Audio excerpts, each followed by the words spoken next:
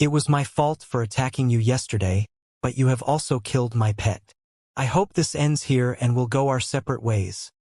The black-robed woman said after a long while. Her pet was half of her life. Without her pet, any Earth-level middle stage could kill her, but she didn't dare to reason with Yimo. Although she hadn't dared to watch Yimo's fight with Wang Lenchan the day before, she had gone to check out the site after the fight. She believed that even a bunch of people with her powers together would be no match for Yimo. She couldn't understand how someone had gotten that strong at that age. Yimo sneered. You ambushed me trying to kill me. Then you say it's your fault, and I should just let you go? Do you think I'm some sort of saint? Then what do you want to do? The code to ancient martial arts is to forgive when possible. I've already admitted defeat and I have also admitted my wrong. Are you going to kill me? China is a country of morals and customs. Are you going to do some savage thing? The woman shirked. Yemo smiled. Yes, you're right. I am going to kill you. It's your misfortune for messing with me. You've killed quite a lot of people these years at the Ghost City, and your pet ate quite a lot of souls too. Don't kill me. I'll give you the 9 moon sex cultivation method. Then the old woman took out a goat skin booklet. Yemo couldn't even be bothered to look at it. He had seen it once before. He didn't answer and just threw a few wind blades. She was at least Earth-level middle stage. Seeing Yemo's wind blade, she didn't know what kind of projectile it was, but she used her stick to try and block it. However, there were too many and she was cut into 2. Yemo threw out a fireball and burned the woman to ashes, before picking up the booklet. It was the 9 moon evergreen chant indeed. Yemo looked at it. It seemed to be much more complicated than the one he had seen last time. Yemo immediately realized that this was the second half of the cultivation method. The one he had seen last time was the first half. When he read the introduction, Yemo finally understood what had happened. The creator of the chant was indeed a woman. She had been taken to the Great Emotion Forgetting sect and cultivated the Great Emotion Forgetting chant. The woman found a man when she went out of the sect, and fell in love. But cultivating the Great Emotion Forgetting chant meant that she couldn't have love. If she did, she needed to sever it. The woman was a very emotional person and, despite being the greatest genius of the sect of all times, she still went against her sect for the man she loved and left the sect. In order for her to come back to the sect sent masters to kill the man she loved. This angered the woman and publicly announced that the Great Emotion Forgetting chant wasn't even an ancient martial arts cultivation method. A cultivation method that couldn't attain long life even until the end was trash. Then, she disappeared from people's sight.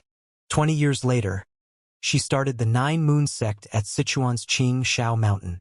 She made her new cultivation method, the 9 Moon Evergreen Chant, and went back to annihilate the Great Emotion Forgetting sect. Thus, the 9 Moon sect was labeled as an evil sect. After closing the book, Yemo sighed. The woman was indeed an awe-inspiring woman. The reason that cultivation method had become evil was probably because the disciples didn't understand the meaning of the opening section and believed their sect was evil. Hence, the cultivation method must also be evil. Shaking his head, Yemo put away the cultivation method and went back into the tomb.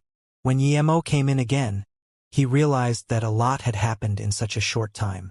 The cold woman had placed the yin-yang fish artifact on the door and also had the jade slip in her pocket. The 2 tomb raiders' faces were purple and also laid next to the coffin. Yemo scanned them. It was obvious that they were dead. When Yemo's spirit sense went to the cold woman, he found a bleak qi surrounding her. Yemo immediately knew that she was invaded by the yin qi, but since she cultivated ancient martial arts and was yellow-level peak, the bleak qi couldn't do much to her yet. Seeing the shocked expression on her face, she must have been scared by something before she fainted. Yemo shook his head. He didn't know that woman, but she seemed to dislike him. Yet, since he met her there, he might as well save her. Thinking about this, Yemo patted the woman's forehead and the yin qi was forced out. It vanished due to Yemo's true fire. The paleness and fear on her face disappeared quickly. Yemo then noticed that the body had gotten out of the coffin and was at a corner of the tomb. A ghost rose from the body again and was about to swoop at Yemo. Yemo sneered. He threw a fireball at the ghost, which was burnt into nothing without resistance. The 2 jade ornaments were probably worth some money, but Emo couldn't even be bothered to take them. His spirit sense scanned the black crescent-shaped thing on the wall. He took it down and found out that the black color was just a layer of skin around it. Emo peeled it off and found inside an orange-yellow wood with a faint aroma. Spirit-nourishing wood? He didn't expect to be able to see such a good item in that tomb. Not only could it be used to concoct pills, but it could also be made into jewelry to strengthen one's soul. He immediately packed it with cloth and put it in his ring. The trip had been worthwhile, and because of this, Emo was also in a good mood. He glanced at the cold woman. He walked up to her and carried her, saying, "I'm in a good mood today. Count yourself lucky. I'll take you out." Then, Emo quickly climbed out of the tomb and buried the holes with his hands. Then he got on the flying sword and left. As soon as Emo left, another ghost rose up from next to the grave, but it didn't stop. It went to the opposite direction Emo took, and disappeared. If Emo had seen it there, he would have realized that it was the second ghost the old lady owned. It had developed intelligence, since he knew that if it came out earlier, Emo would have found it. Carrying the woman was troubling for Emo. He didn't know where she lived, and he couldn't just dump her on the streets. But neither did he want to bring her to his place. Where should he leave her? Emo searched her body to see if there were keys, and he soon found a keycard. The woman was wearing thin, long pants, which made Emo feel her soft and bouncy skin. This fed some fire in Emo's heart, but he wasn't thinking about the woman in his hands. He wanted to find Luoying quickly and sleep with her and Xianxia. Luoying. Xianxia. Emo murmured with longing and then shook his head. Emo looked at the card. It said, Yuancheng Hotel 303. A few minutes later, Emo had brought the woman to her room and dumped her on the bed, before returning to his place. Han Yen was already asleep when Emo came. He took a shower and took a careful look at the spirit-nourishing wood. Emo suddenly wondered about something strange. That wood was for cultivation. Why was it hanging on the wall of a tomb, and why was it wrapped so tightly? If the person knew its worth, why didn't he put it in the coffin? The next morning, Emo ate breakfast with Han Yen, and Wuxia drove them to the top of the Broken Top Mountain again. The mountain became crowded once again and didn't at all seem eerie like last night anymore. When Emo came to the mountain peak, he noticed that cold woman had also come. She was completely expressionless. It was as though she never went to raid tombs last night. After yesterday's tournament rounds, there was much more order today. Although a lot of people had already lost, most of them didn't leave, choosing to stay to watch the fights. Xiang Mingwang glanced at Emo casually and walked up to the microphone. Distinguished guests and fellow comrades of the ancient martial arts world, this is the second day of our tournament. Although people were injured yesterday, the overall situation was great, so we will now let sect leader Feng explain the rules for today in high spirits. When Feng Wu walked past Emo, he nodded politely. Xianxia came up to Emo and whispered, "Last night, Xiang Emingwang and Vice Sect Leader Feng talked for the entire night. I think it might have something to do with you. You need to be careful after the tournament. They won't dare do anything during the tournament, but I think they might do something to the crystals." Emo smiled and patted Xianxia's shoulder before comforting him. "Brother Zheng, don't worry. If I can kill Wang Lenchan, I can kill Xiang Mingwang. What I fear is him not trying anything." Xianxia touched his chin and smiled helplessly. "No matter what, if you need help, just ask me for it, Brother Yi." Xianxia promised without hesitation. Emo nodded. There were some things that were best left unsaid. Feng Wu walked up to the stage without a stern face like Xiang Mingwang's. He said casually, "First, I would like to congratulate the top 80 contestants. The first 2 rounds for today will still be elimination, after which we will select the final 20 contestants. Ideally, we should finish the elimination by this morning. Due to some sudden incidents, however, the reward for the top 30 has been changed to top 20 now dash." Before Feng Wu finished, the crowd went into an uproar. The reward being only for the top 30 was already very little, but now it was reduced to top 20. Xianxia frowned. Obviously, he didn't know about this.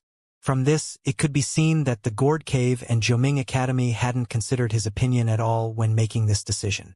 Feng Wu cupped his hands and said, "In order to compensate everyone, we've decided that the final 20 will each get 100 million of prize money." Only then did the protests quieten down. Many small sects came here for the money, so they didn't care that much. "Okay. The duels begin now." Feng Wu waved his hand. Although Yemo didn't know why there was this change, he knew it had to be related to Wang Lenshen's death. There were less and less people in the tournament, yet it was getting more and more exciting. Han Yen had good luck and had still only encountered yellow-level cultivators. What caught Yemo's attention was a young man who was at the peak of the yellow level. His opponent was at the black-level middle stage. Other people had already fought 3 or 4 matches, but he was still fighting with that black-level participator. Yemo noticed his inner chi was very dense and no lesser than Han Yan's. His sword technique was very intricate and had very little holes. Yemo thought that this young man's master had to be very strong. Everyone else noticed this fight as well. Xianxia said to Yemo, "That black-level middle stage kid is the 9th-ranked seed Peng Nigue. He's from the Gourd Cave. The youngster facing him is really quite impressive. Fighting a black-level middle stage Peng Nigue for this long neck-to-neck when he's only at the yellow level. Was he chosen as a seed recently?" Yemo asked. Xianxia shook his head and said, "No, they had already been approximately chosen before the tournament based on their power and performance. Gourd Cave has 3 seed spots. Jiuming Academy has 2, 36 River has 1. The Wang family had 1 and the remaining 3 are for small sects. But the selection isn't 100% accurate, because the seeded junior's prowess had never been judged in a fight yet. So it's all based on educated guessing." As they were talking, Yemo saw that young man put a pill in his mouth. Yemo immediately realized that the young man had been using inner chi recovery pills. There were clashes of weapons all the time, but Yemo noticed that the young man's sword wasn't damaged at all, while Peng Nigue's sword kept on getting more and more chipped. Peng Nigue seemed to feel very embarrassed about being forced into a corner like this by a yellow-level opponent. He had a cruel look on his face as he hacked towards the young man's head. That young man didn't dodge, instead hacking right back. Yemo smiled. He knew what the young man was thinking. The young man was using his advantage of a better weapon and probably wanted to break Peng Nigue's sword. With the remaining force, the sword would cut into Peng Nigue's shoulder. If that strike connected, Peng Nigue would lose an arm, if not his life. Such a cruel little punk. Many people noticed this, and Xiang Mingwang would have attacked the kid already if this weren't a tournament. Yemo sneered. Other people were cruel, but his sect disciples were using proper moves. Yemo knew that the real cruel one was Peng Nigue, and that young man's sword would only be taking an arm at most. Peng Nigue, on the other hand, clearly wanted his opponent to die. Clank! Peng Nigue's sword broke in half, and the young man's sword continued along its path. Yemo saw that the young man intentionally moved it to the side, not wanting to take Peng Nigue's arm. Seeing this, Yemo shook his head. This move was too awful.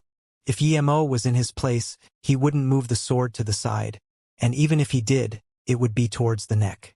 Because of this, the young man would lose his life. As Yemo expected, Peng Nigue actually rejoiced after his sword broke. He used the remaining segment of his sword and threw it at the young man's heart. It was so fast that Yemo was sure the young man wouldn't be able to dodge it. The young man's face changed, and the sword in his hands wavered for a bit but still struck down in the end. Peng Nigue's arm was cut off as blood gushed out. At the same time, Peng Nigue's broken sword stabbed into the young man's chest. But Yemo noticed that the sword didn't pierce it. Despite that, the young man did spit out blood, and his face was pale too. He was wobbling on the stage. Yemo wondered, does the young man have soft armor on him? This kid was quite wealthy. Peng Nigue saw that his arm had been cut off, while his yellow-level adversary was fine. He was so angry that he couldn't speak. Such a cunning brat. Not only did you wear armor, but you even brought chi recovery pills? Who told you that you could use pills in the tournament? Did your master not teach you? This is a tournament, not a life and death duel. You've broken the rules many times over, and yet you attack with such cruelty. I'll cut off one of your arms and see if you still dare act this cocky." An old man at the judge's table stood up and yelled. Then he took out his long sword and walked to the stage. Judging from his clothes, one could tell he was from the gourd cave. Everyone was silent, not daring to say a thing. The youth clenched his teeth and didn't say anything either. "I also want to see how much balls you old fart have to dare try cut off his arm. I'm waiting for you right here. If you have the balls, step on the stage, and I'll make you have no return." A lazy voice sounded. Xianxia looked at Yemo in shock. After a few days, he felt he knew Yemo. He was not a cocky person, especially if you didn't mess with him and didn't mind other people's business. But now, he offended the gourd cave for a young man he didn't know? Even if he was a judge and needed to be impartial, Yemo shouldn't have said it so arrogantly. But Xianxia immediately realized that Yemo was doing it intentionally. He was provoking Xiang Mingwang to attack. Perhaps he intended to annihilate the gourd cave like he did with the Wang family. Xianxia was shook because of these thoughts. Feng Wu's eyes glimmered, but he immediately looked down, as though he hadn't heard Yemo's words. Yemo sneered. Indeed, he did plan to kill Xiang Mingwang. If the gourd cave did anything, he wouldn't mind annihilating the entire sect. Yemo wasn't cocky enough to take on the entire hidden sects by himself, but he was sure that the gourd cave wouldn't have many helpers on this. They had been too unruly. Immediately, everyone looked at Yemo. No one had expected him to stand up and publicly slap gourd cave in the face. The judge who was going to cut off the young man's arm also stopped walking. He looked at Xiang Mingwang, as though he was waiting for his order. The scene was silent. Even the fight in the other stage stopped. Many people there weren't from the hidden sects. They were big bosses from all over the world. Many of them didn't know Yemo, and they all wanted to see what sort of person had dared to do this to the gourd cave. Although the judge wasn't very just, everyone knew that justice was only established by power. The gourd cave's disciples could accidentally kill other contestants, but other people weren't allowed to hurt them. Xiang Mingwang's face was green. He suddenly stood up and said angrily, "Yemo, you're a judge. It's obviously not fair that pills were used in the fight. Why are you stopping the judge?" "Xiang Mingwang, I'm a judge. How come I don't see a rule that says that pills must not be used? When you're fighting a life-and-death battle with your enemy, are you going to restrict them from eating pills?" Yemo sneered.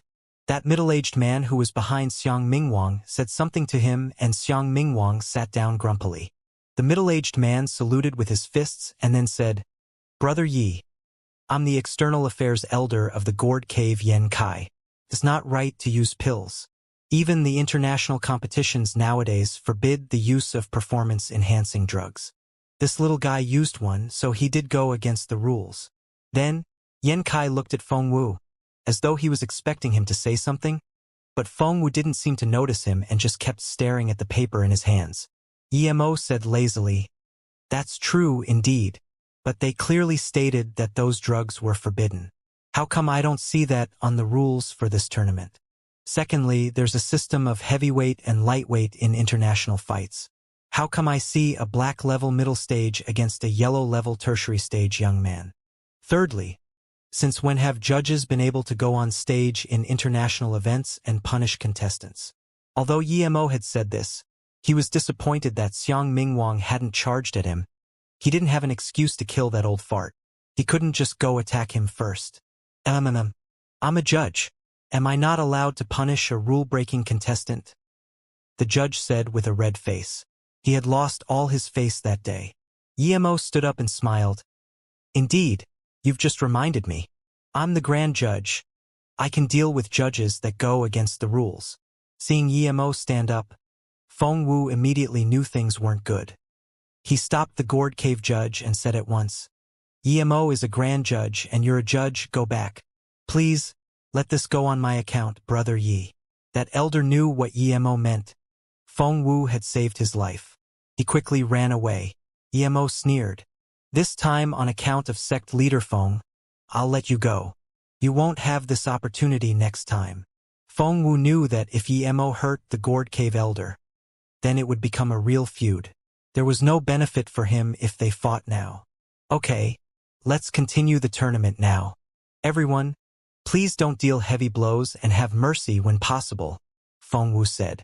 Seeing that Feng Wu wasn't helping him, Xiang Mingwang was even unhappier. The reason he hadn't stood up to fight Yemo was because he knew Wang Lenchan's power.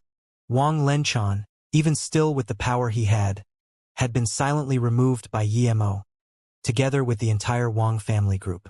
Xiang Mingwan believed he was a little stronger than Wang Lenchan, but he didn't think he could kill Wang Lenchan silently without getting hurt at all. He hadn't come by himself that time. There were 5 core disciples there. They were the future of the Gourd Cave.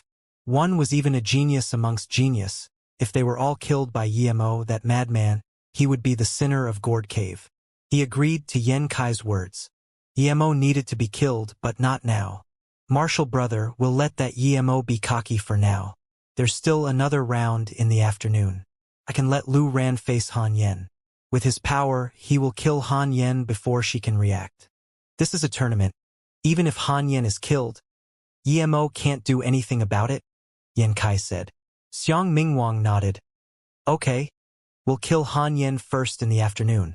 As for Yemo himself, Yen Kai said ghastly, don't worry about Yemo. We'll talk when we get back. I have a way to make him die and get all of his fortune. Everybody at the scene was shook. Yemo had dared to come out and provoke the Gourd Cave, but what made everyone even more shocked was that Xiang Mingwang had actually done nothing about it. Who was that Yemo? Everyone was trying to find out. Han Yen also looked at Yemo in disbelief. She knew that Yemo was capable and could even become friends with someone like Xianxia, but she didn't expect Yemo to be able to slap the Gourd Cave in the face without them doing anything back. In a corner, a cold woman gave Yemo a deadly stare but sighed. He's too strong and I'm still risking my life for a black rising pill. I really don't know why I need to get revenge for the Song family. Is it just because my surname is Song?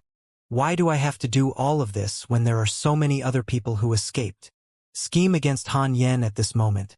That youth on the stage understood that if it weren't for Yemo, he would have either been dead or mauled by now. As the young walked off the stage, he bowed in front of Yemo and said, This Wanbei is Zhang Hua from Wudang Mountain's Guangyao Temple. I thank Chen Bei for saving my life. Prepare for your next match. Yemo nodded. He knew that there were a lot of places that might not be famous, but that didn't mean they didn't have a proper heritage. He had heard of the Wudang Mountain but never of this Guangyao Temple. From their name, though, Yemo could tell their expertise had to be in the area of pills. No wonder the youth had chi recovery pills.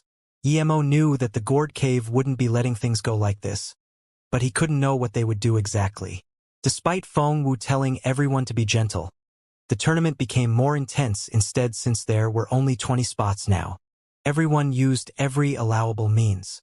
After this round, there were 7 contestants with light injuries, 5 with heavy injuries, and there had even been 1 death. But no one cared about it and neither did Yemo. Although some sects wanted Yemo to do something about it, it seemed as though Yemo didn't see it. He would only concern himself with the Gourd Cave. Since other sects chose to participate, they needed to take responsibility. At lunchtime, Han Yen asked while eating, Big Brother Yi, I feel like you're targeting the Gourd Cave. Do you have enmity with them? Yemo nodded. I've killed quite some hidden sects people before, and their sect wants to be the leading avenger. Xiang Mingwang won't let me go for sure, but neither am I going to let him go. But today he endured well, so I believe they will attack me after the tournament. Big brother, you need to be careful. My master said that the Gourd Cave is the strongest outer hidden sect. They have a lot of masters, far from what the He Lu sect can compare to, Han Yen advised worriedly. You don't need to worry. If he wasn't scared of me, he would have attacked this morning. Just worry about your match. Wait. Yemo suddenly stopped speaking.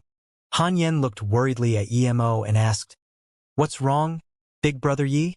Yemo frowned and suddenly said, Xiang Mingwang is known for being impetuous, and today their sect lost face hard. They can't do anything to me, but I suspect they might do something to you. Do something to me?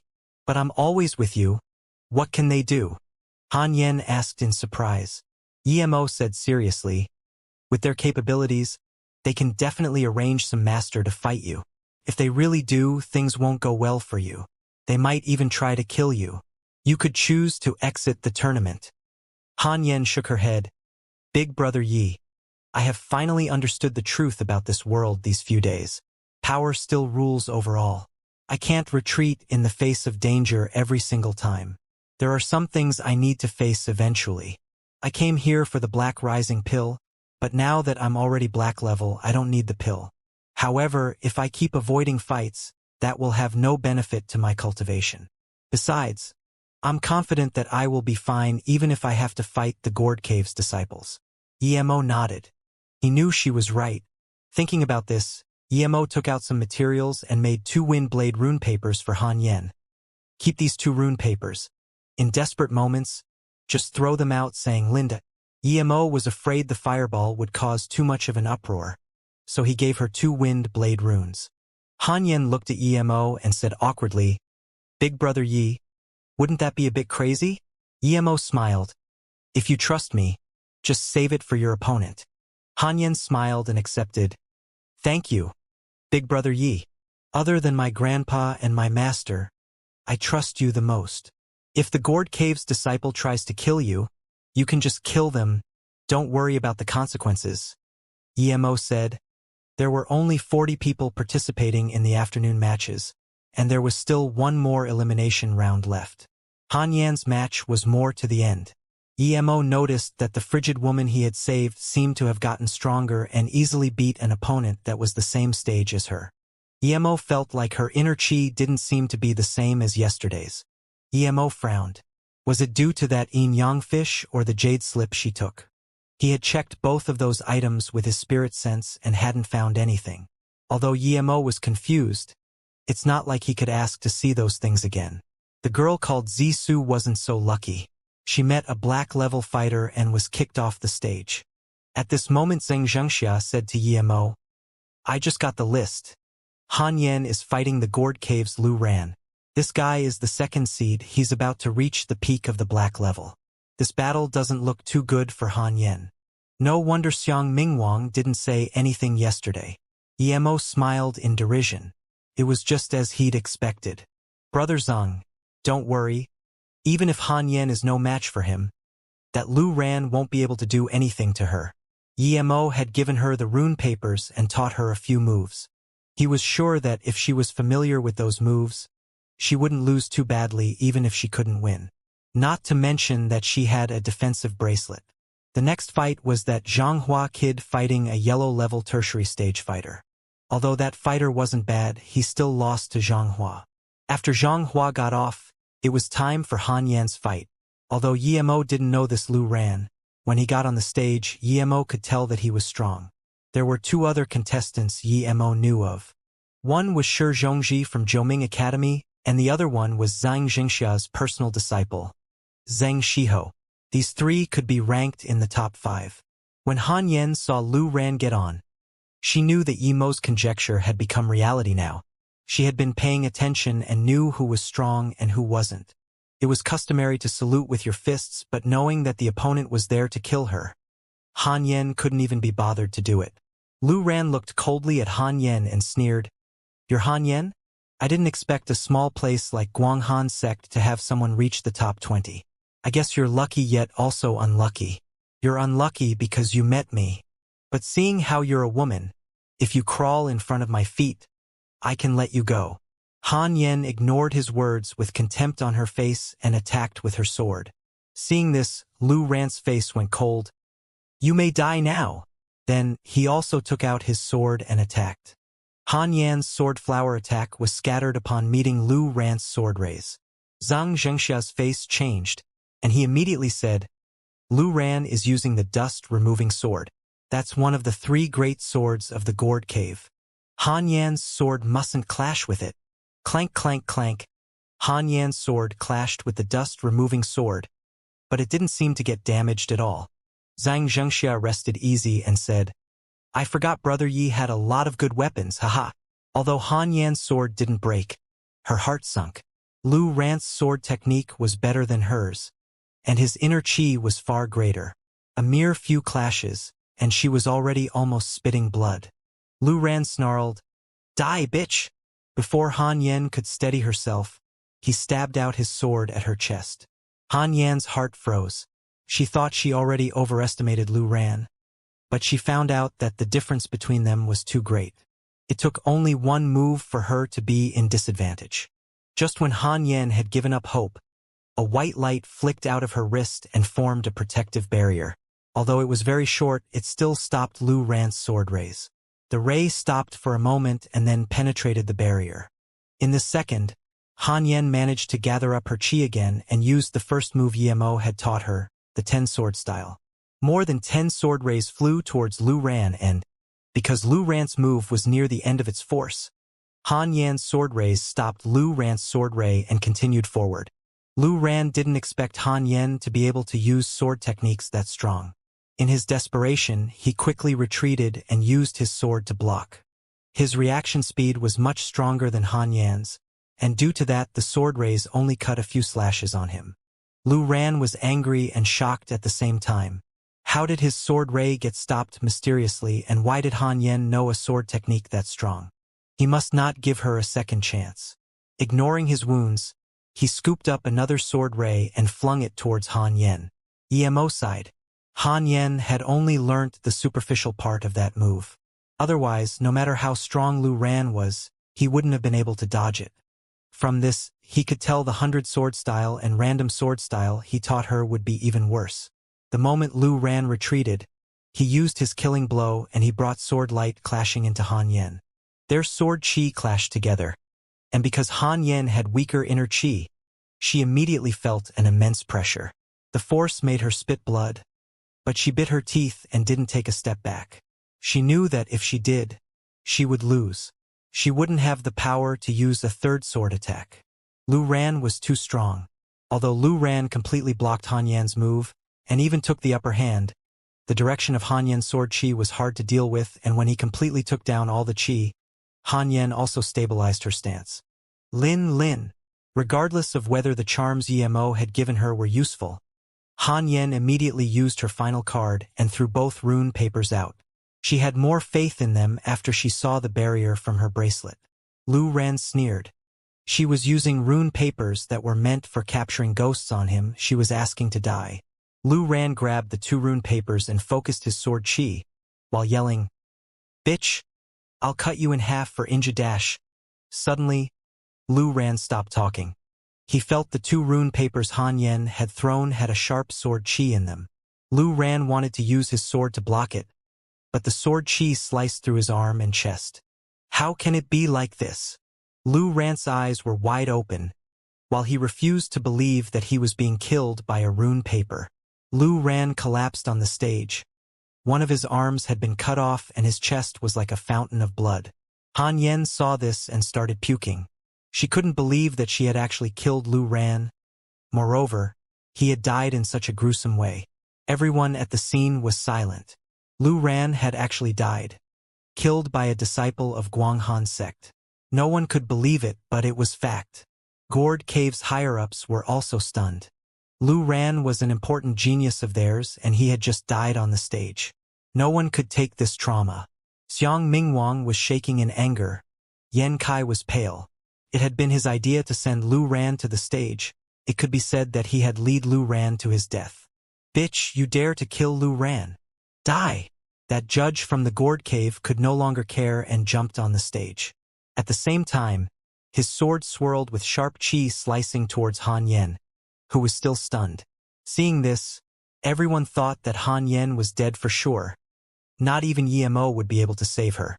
When the sword light came down, Han Yan's whole body was frozen, as if she was in an ice cave.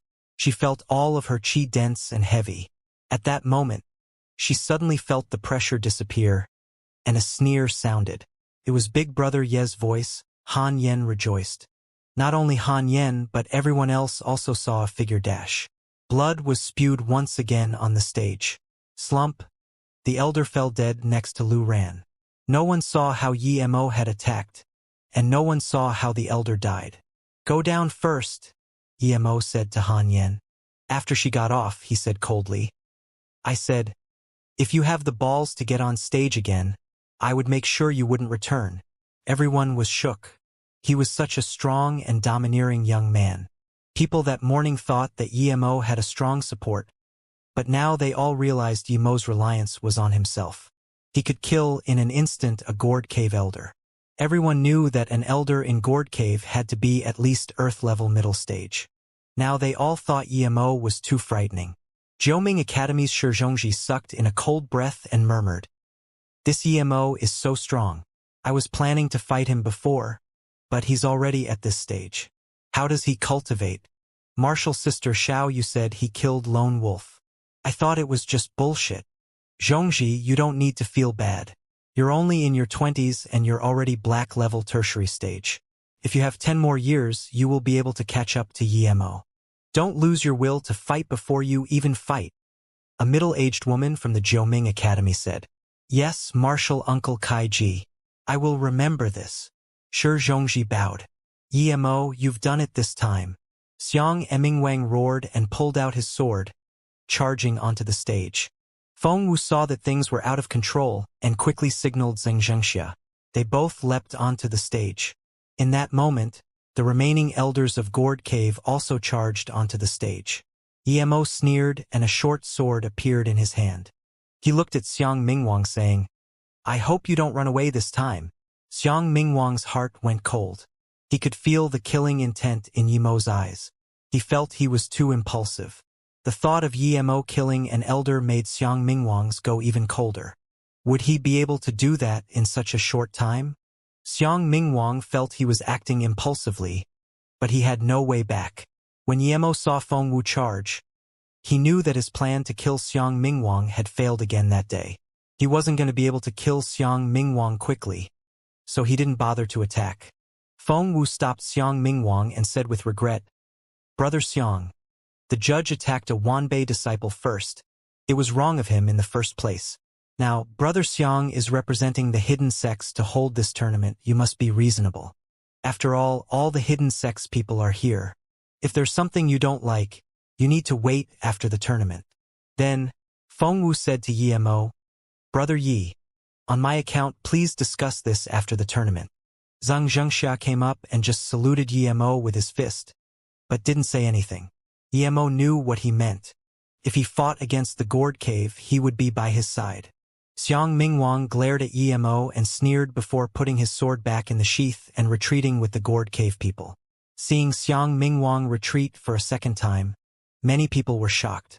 The older generation of the hidden sects knew Xiang Mingwang very well. He was bad-tempered and easily angered, but he kept backing down because of a young person.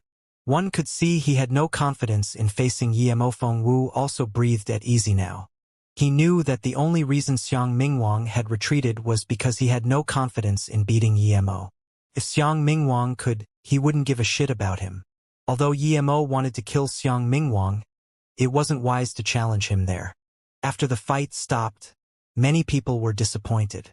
They wanted to see Yimo and Xiang Mingwang fight. The bloody stage made the scene even more fiery. The following fights were more ruthless, but the top 20 was luckily quickly decided. What Yimo and a lot of people didn't expect was that 8 out of the top 20 resigned. It seemed they hadn't come for the top 3, but for the Black Rising Pill. Han Yen resigned too. She could only reach up to there with her capabilities. The remaining people were masters and they had been in black level for a long time. Meanwhile, she had just reached black level. Besides Han Yen, Zhang Hua and the Cold Woman also gave up. Most of the people who gave up were yellow levels. The remaining people were split into 3 groups, with only one chosen from each group. Due to the Gourd Cave incident, the people holding the tournament no longer were in the mood to decide the exact ranks for the top 3. It was the first time there wasn't a winner for the tournament. But no one cared about this. Many people were thinking about the fight between Gourd Cave and Yimo.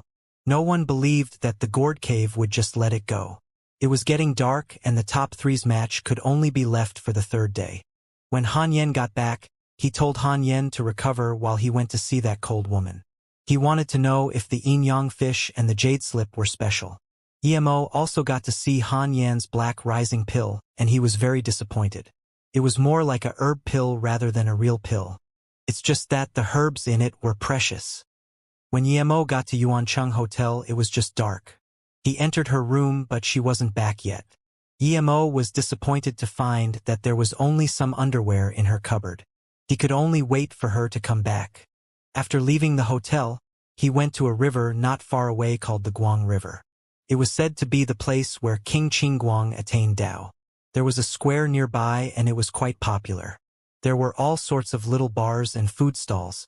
Emo found a place to sit, but as soon as he sat down his spirit sense saw that cold woman. She carried a bag and looked worried. Emo soon knew why she was worried. It was because a black level and a yellow level peak were chasing her. She was running, but she didn't know which direction she should go. From this it seemed that the two men wanted her black rising pill. He stood up and followed them. He wanted to see how the woman would deal with these two. Soon, the woman was surrounded in a far-off place. "What do you want?" The woman grabbed her bag tightly and asked coldly, "Little sister, what do you think we want to do?" Hee hee. The yellow level man laughed as he glared at her. The black level said softly, "Yangzhu, you know your current situation. What we're asking for is simple. Give my martial brother your black rising pill and sleep with me for a few nights. Then, everything is good. If not, you know the consequences." The cold woman said, "I can give you the black rising pill, but after that we go our separate ways. You want me to sleep with you? Keep dreaming.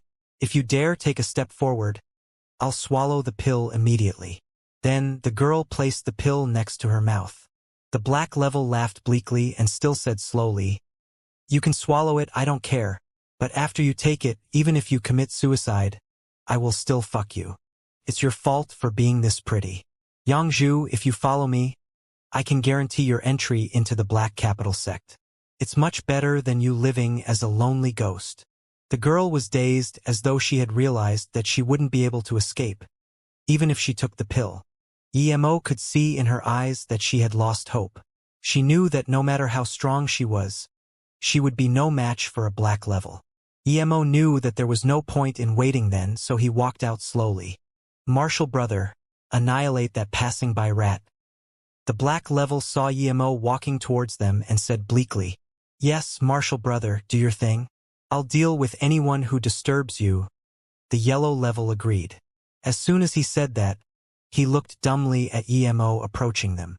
Just when the black level was about to ask why the yellow level wasn't moving, he saw Emo coming and the words got stuck in his throat. That cold woman also saw Emo and regained hope in her eyes, but it immediately turned into coldness. Emo didn't care how that woman saw him. He had come to find her for the two objects. Qi Qianbei. The two men looked at Emo approaching them, but they were too scared to move. The cold woman saw Emo come over there. She had a complicated look in her eyes, but she quickly returned to her calm disposition. She just turned around and walked away. Emo was dazed. He saved her, but she didn't even say thank you. But Emo wasn't worried about her going very far. She was living there and he would go find her to her room later on. Qianbei, us Wanbei are both disciples of the Black Capital sect. Please forgive us once. The black level man begged. Black Capital sect? Emo felt that name was familiar. He remembered that after he killed Daoist Xian, he got a card that read, Black Capital. So they were from Daoist Xian's sect. Thinking about this, Emo was no longer in the mood to ask any more questions, so he just threw 2 fireballs casually. After this, Emo headed to the cold woman's place. When Emo arrived, he felt something wasn't right.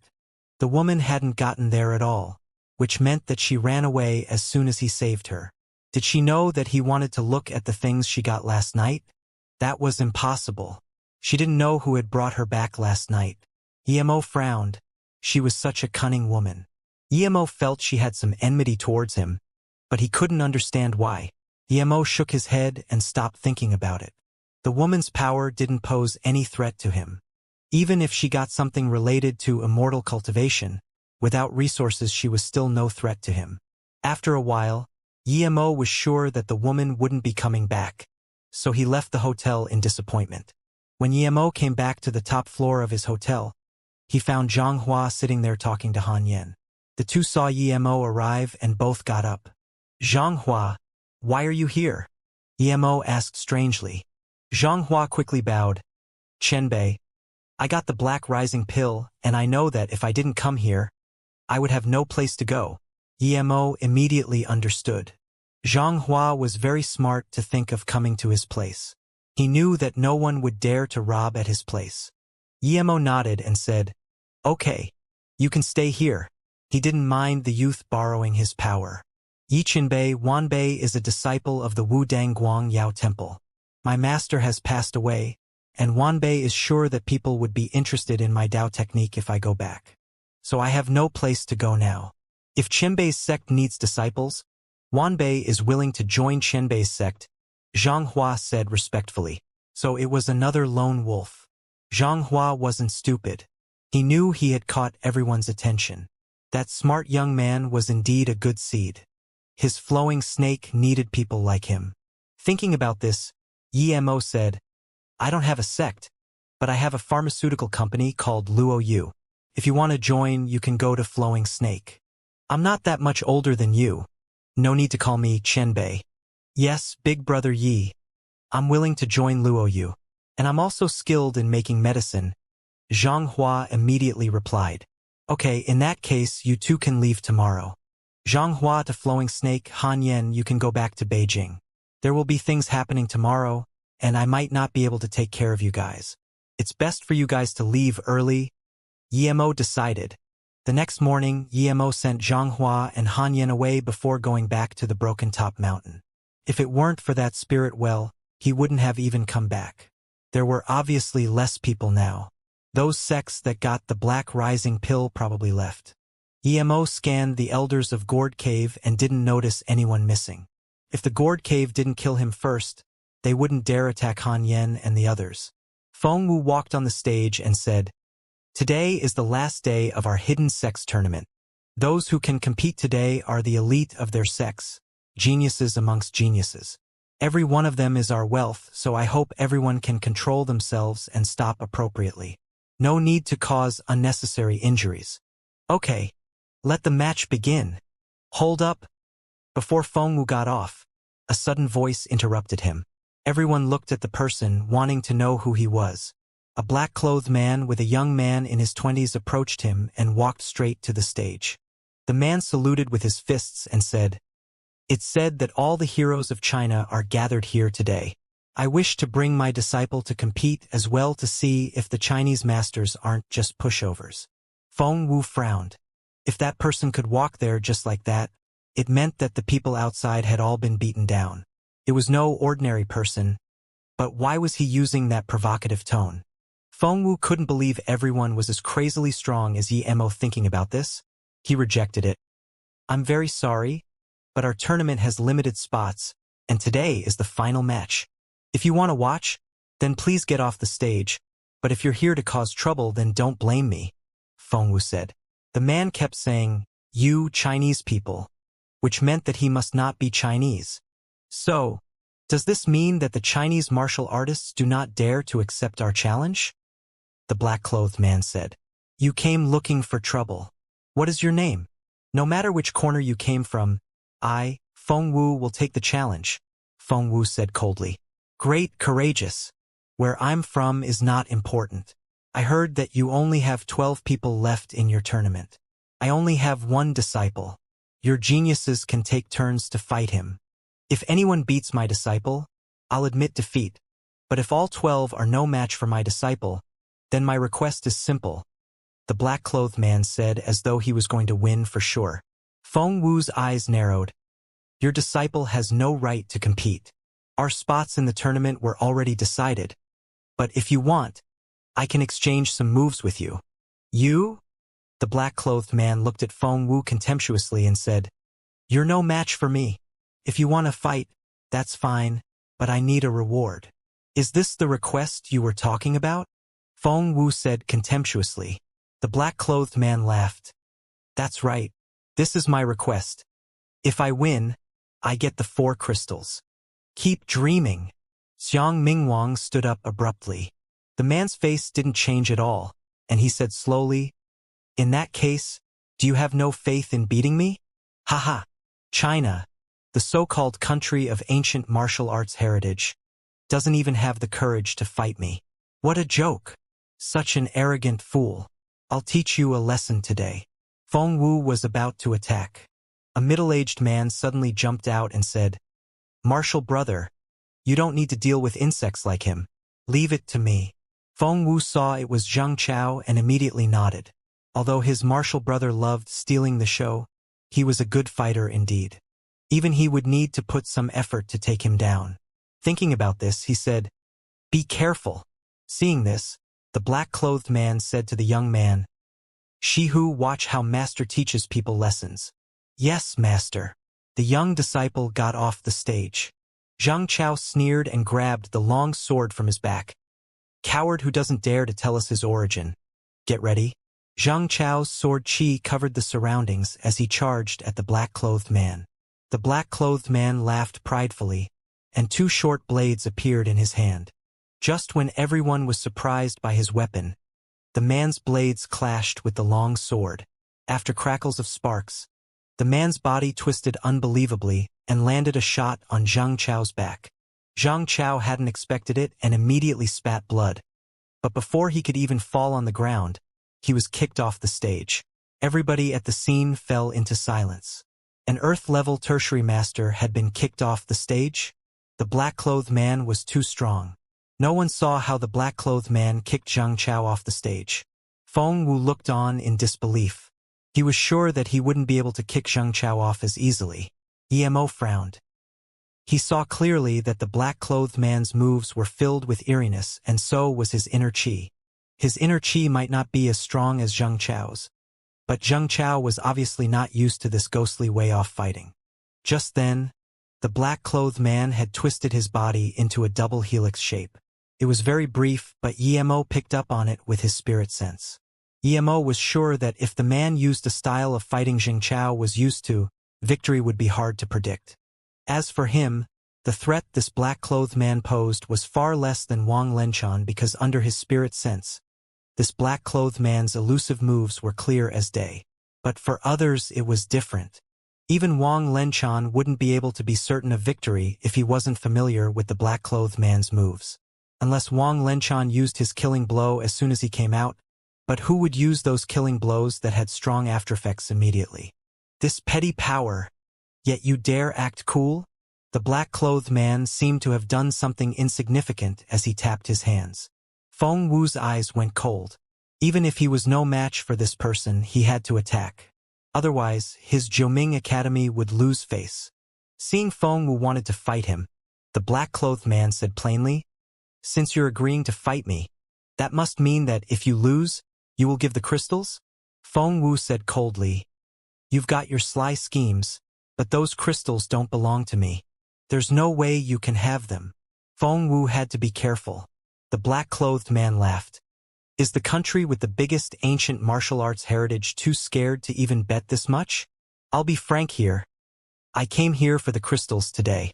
If you don't want to fight, that's fine. Just say that you Chinese ancient martial artists are no match for me. Shameless thing. Let me test how strong you are." Xianxia stood up and pulled out the sword he had gotten from Emo. "Humph. I'm ready to fight any time. Anyone. But if you come, that means you accept my challenge and you will give the crystals if you lose," the black-clothed man said. Feng Wu waved his hand. "Since you're so confident, let your disciple come first, and I'll choose a disciple from our side." "Okay. Shihu. Go test how genius those Chinese geniuses really are," the black-clothed man sneered. Feng Wu stopped Xianxia and said quietly, "This person is a bit strange. We didn't even see how he knocked Zhang Chao off the stage. I suggest watching his disciple first, and then we can attack." Xianxia agreed. Emo sighed. With the unpredictability of those moves, this black-clothed man's disciple would likely win. If Xianxia's personal disciple were to go on, Emo would need to help. Thinking about this, Emo started to prepare some wind blades. At this moment, that Shihu walked up and said, "Anyone dare fight me?" As soon as he spoke up, a black-level primary stage youth jumped on the stage. "Some shameless coward dares to challenge our China? You're asking to die." This young man was one of the final 12. He whipped his whip towards that Shihu as he spoke. Shihu heard this, and his face sunk. He also took out 2 blades that resembled rulers. At this moment the whip was already nearing him. If he didn't dodge, he might be split in half by that. At the moment the whip arrived, Shihu fell to the ground as though whipped down. But Emo knew that the whip hadn't touched him at all. Emo sighed. This youth holding the whip was going to be in trouble. As expected, before the young man could even let out a laugh, he suddenly had a fearful expression on his face and soon fell dead on the stage. Emo had noticed that Shihu's body became a lot longer when he fell to the ground, and it extended to the youth's back before Shihu smashed his ruler into the young man's heart. "Martial brother Wei!" A cry of agony sounded from below the stage. A man jumped up and pulled out his sword, about to kill Shihu, but before he could properly thrust his sword, Shihu had disappeared. When everyone focused on the stage again, the man who had jumped on it was already dead. Cause of death could be guessed from the hole in the back of his head. This was too ghastly. No one had seen how the eerie youth attacked. Only Feng Wu and Xianxia had seen a little. The scene sunk into silence. This pair of master and disciple was too creepy. No one could see how they attacked, and they left no attacker alive. Even Feng Wu and the furious Xiang Mingwang fell silent. What will only those two be coming up? Does China have no one left? The black-clothed man challenged in contempt. "I'll go up." A handsome youth got up full of anger. It was Shi Zhongji, the number 1 ranked seed. Feng Wu said, "Without my orders, Jiuming Academy must not fight." Emo said to Zhang Xianxia, "Brother Zhang, tell your personal disciple, Zhang Shiho here, to come. I'll teach him a move and let him go up." Zhang Xianxia called Zhang Shiho over without hesitation. If it were someone else, he would think they were trying to harm his disciple, but not Emo. Zhang Shiho had been itching to go. So now that his master let him, he wanted to charge up without hesitation, but he was stopped by Emo. Emo gave a stack of wind blade rune papers to him and said, "Don't talk to him when you get up there. He isn't as strong as you. He's only relying on some eerie movement technique. You just need to throw this stack of rune papers and shout out Lin." "Yes, martial uncle." Zhang Shiho took the paper respectfully. Due to his master, everyone in 36 River respected Emo. Emo had made an entire set of wind blade rune papers this time. It wasn't like a single rune paper. He had proper killing intent for this cruel Shihu. Zhang Shiho walked onto the stage. Shihu looked coldly at him. "How nice having the guts to die. You're better than those cowards. China has a few fighters at least." Zhang Shiho simply pinched his 2 fingers in the air, imitating the killing of an ant. Seeing this, Shihu had aggression show on his face. "We'll see how cocky you are after I kill you." At the same time, Zhang Shiho threw out that stack of rune papers and yelled, "Lin!" Zhang Shiho felt countless blade rays and blade chi flash across his eyes, and all he thought was, "What a strong sword chi." Splash, blood shot out everywhere. Even Zhang Shiho was dazed. He knew that the rune papers Emo gave him would be useful because he had seen Han Yen use them, but he didn't expect them to be this strong. This Shihu was actually killed without resistance. Soon after, Zhang Shiho wanted to vomit. Shihu's head and feet had been completely split apart. Ha! It took that black-clothed man a while to react. His beloved disciple was split into a bunch of pieces. In his fury, the man charged up the stage and raised his metal ruler to smash it down on Zhang Shiho, but he somehow missed. When he realized what had happened and saw Emo take away Zhang Shiho, he didn't continue his attack. Emo looked at him coldly. "Just with your meager strength, you dare act cocky and have designs on the crystals, you Japanese?" The black-clothed man calmed down and showed the fury he had before. He said with extreme frigidness, "I, Yoyin Karu, challenge you to a fight. If you lose, I can let you go, but you must give me him." He pointed at Zhang Shiho. Emo said plainly, "Talk after you win, you can't win with your mouth." The black-clothed man's expression got ugly. He suddenly clashed the 2 rulers in his hands and, just when everyone wondered what he was doing, he disappeared on the spot. Everyone watching the fight shivered. What sort of martial arts could make someone disappear for a brief moment? Anyone would be caught off guard in that situation. Although Emo was strong, Could he dodge an invisible attack? Even Xianxia was worried, since it was the highest level of ninjutsu. Before everyone could think, there was a howl of pain. Everybody focused on the two people fighting on the stage. Emo stood where he was without moving, but the black-clothed man had lost an arm. After a moment of silence, the crowd burst into applause. The black-clothed man was too cocky, and he was undermining Chinese ancient martial arts. Although no one had seen how Emo had cut the black-clothed man's arm, it wasn't important now. Only Xiang Mingwang looked unhappy. He didn't expect Emo to be that strong. It would have been hard for him to fight the black-clothed man, but Emo could instantly cut off his arm. What he didn't know was that, in a real fight in Emo's eyes, he was much stronger than the black-clothed man. At this moment, Yan Kai, who had been gone for some time, came over and whispered something to Xiang Mingwang's ear. Xiang Mingwang heard this, and his expression got even unhappier. After a long while, he sighed and nodded. The black-clothed man didn't seem to care about the arm that was cut off, and instead looked at Emo and said, "You can see where I truly am?" Emo sneered. Even ghosts were visible under his spirit sense, much less that little trick. "I'm no match for you. What is your name? I will come back in the future for payback." The black-clothed man appeared cruel. Emo said plainly, "You won't have a future. Since you've come, there's no need for you to leave. China is a big country. Is this how you treat your guests? This tournament is just a meeting. Does it mean you must die if you lose?" Just when he was going to keep talking, Emo threw a wind blade at him. Emo still wanted revenge for the Japanese men who had captured Xianxia's plane. Now there was no way he was going to let the black-clothed man get away. The black-clothed man suddenly sneered, "Do you want to kill me? Keep dreaming. Lord Black Sun won't let you go." At the same time, the black-clothed man disappeared from the stage. Everyone looked at Emo, who was standing alone on it in shock. What was that martial art technique? Had he just disappeared again? Emo said slowly, "Playing this trick in front of me will be your demise." Then Emo kicked a ruler that was on the stage. It flew up like a comet, hitting the black-clothed man, who was trying to run away through the door, and it pinned him on a post. The metal ruler pierced through his neck. Everyone looked at the post in astonishment. They didn't know how the black-clothed man had gotten already to the door. How long had it been? The black-clothed man grabbed the ruler. He wanted to say something, but he could only make strange sounds.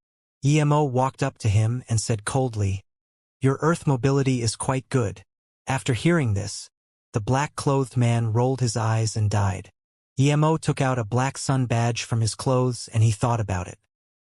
He hadn't had time to find them, and yet they were already messing with him again.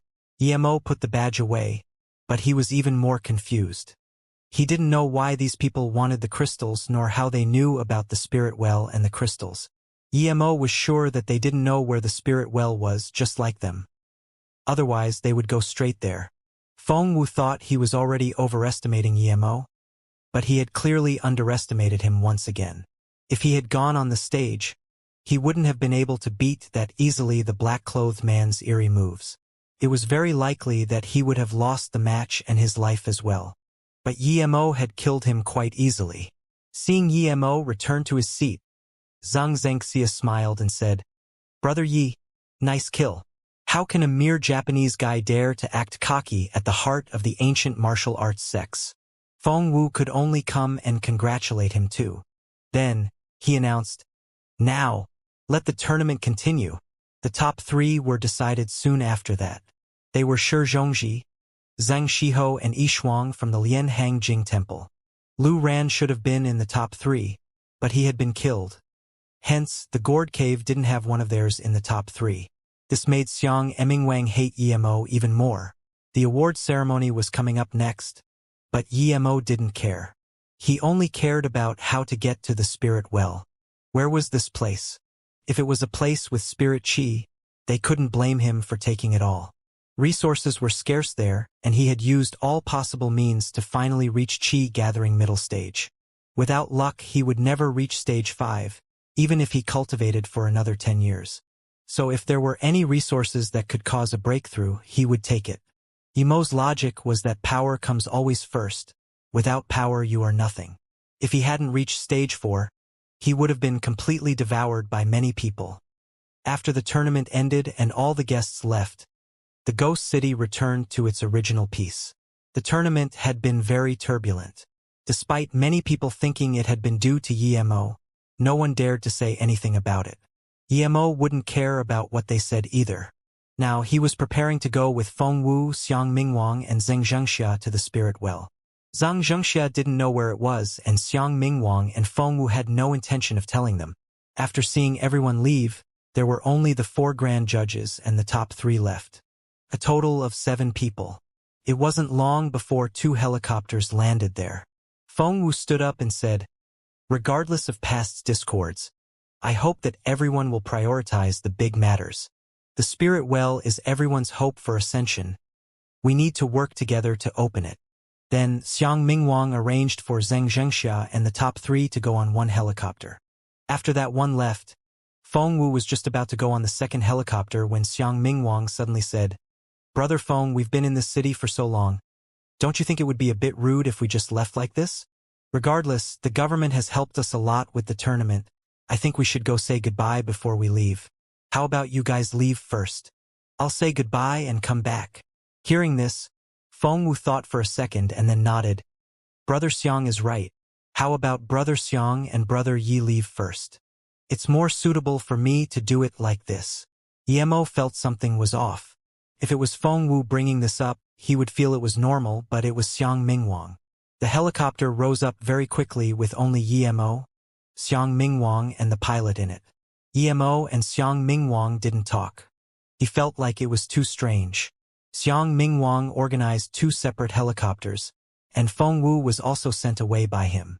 Emo knew that Xiang Mingwang probably had some schemes going on, but he wasn't afraid.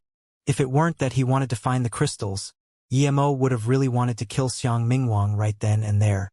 Xiang Mingwang sat down and never said a thing. 1 hour later, Emo noticed a snow mountain underneath the helicopter. The mountain was at least tens of kilometers long, and its peak pierced into the clouds, making it quite a spectacular view. Emo decided that once he got the spirit stones, he would have a good look around it. "Is this the Nei Snow Mountain?" Emo asked subconsciously. He suddenly thought of that ancient tomb the Fu brothers had talked about. Was all that here? Although Emo was talking to himself, Xiang Mingwang still replied calmly, "Yes, this is the Nei Snow Mountain. The spirit well is also here. We can all open it together when Brother Feng and sect leader Zhang arrive."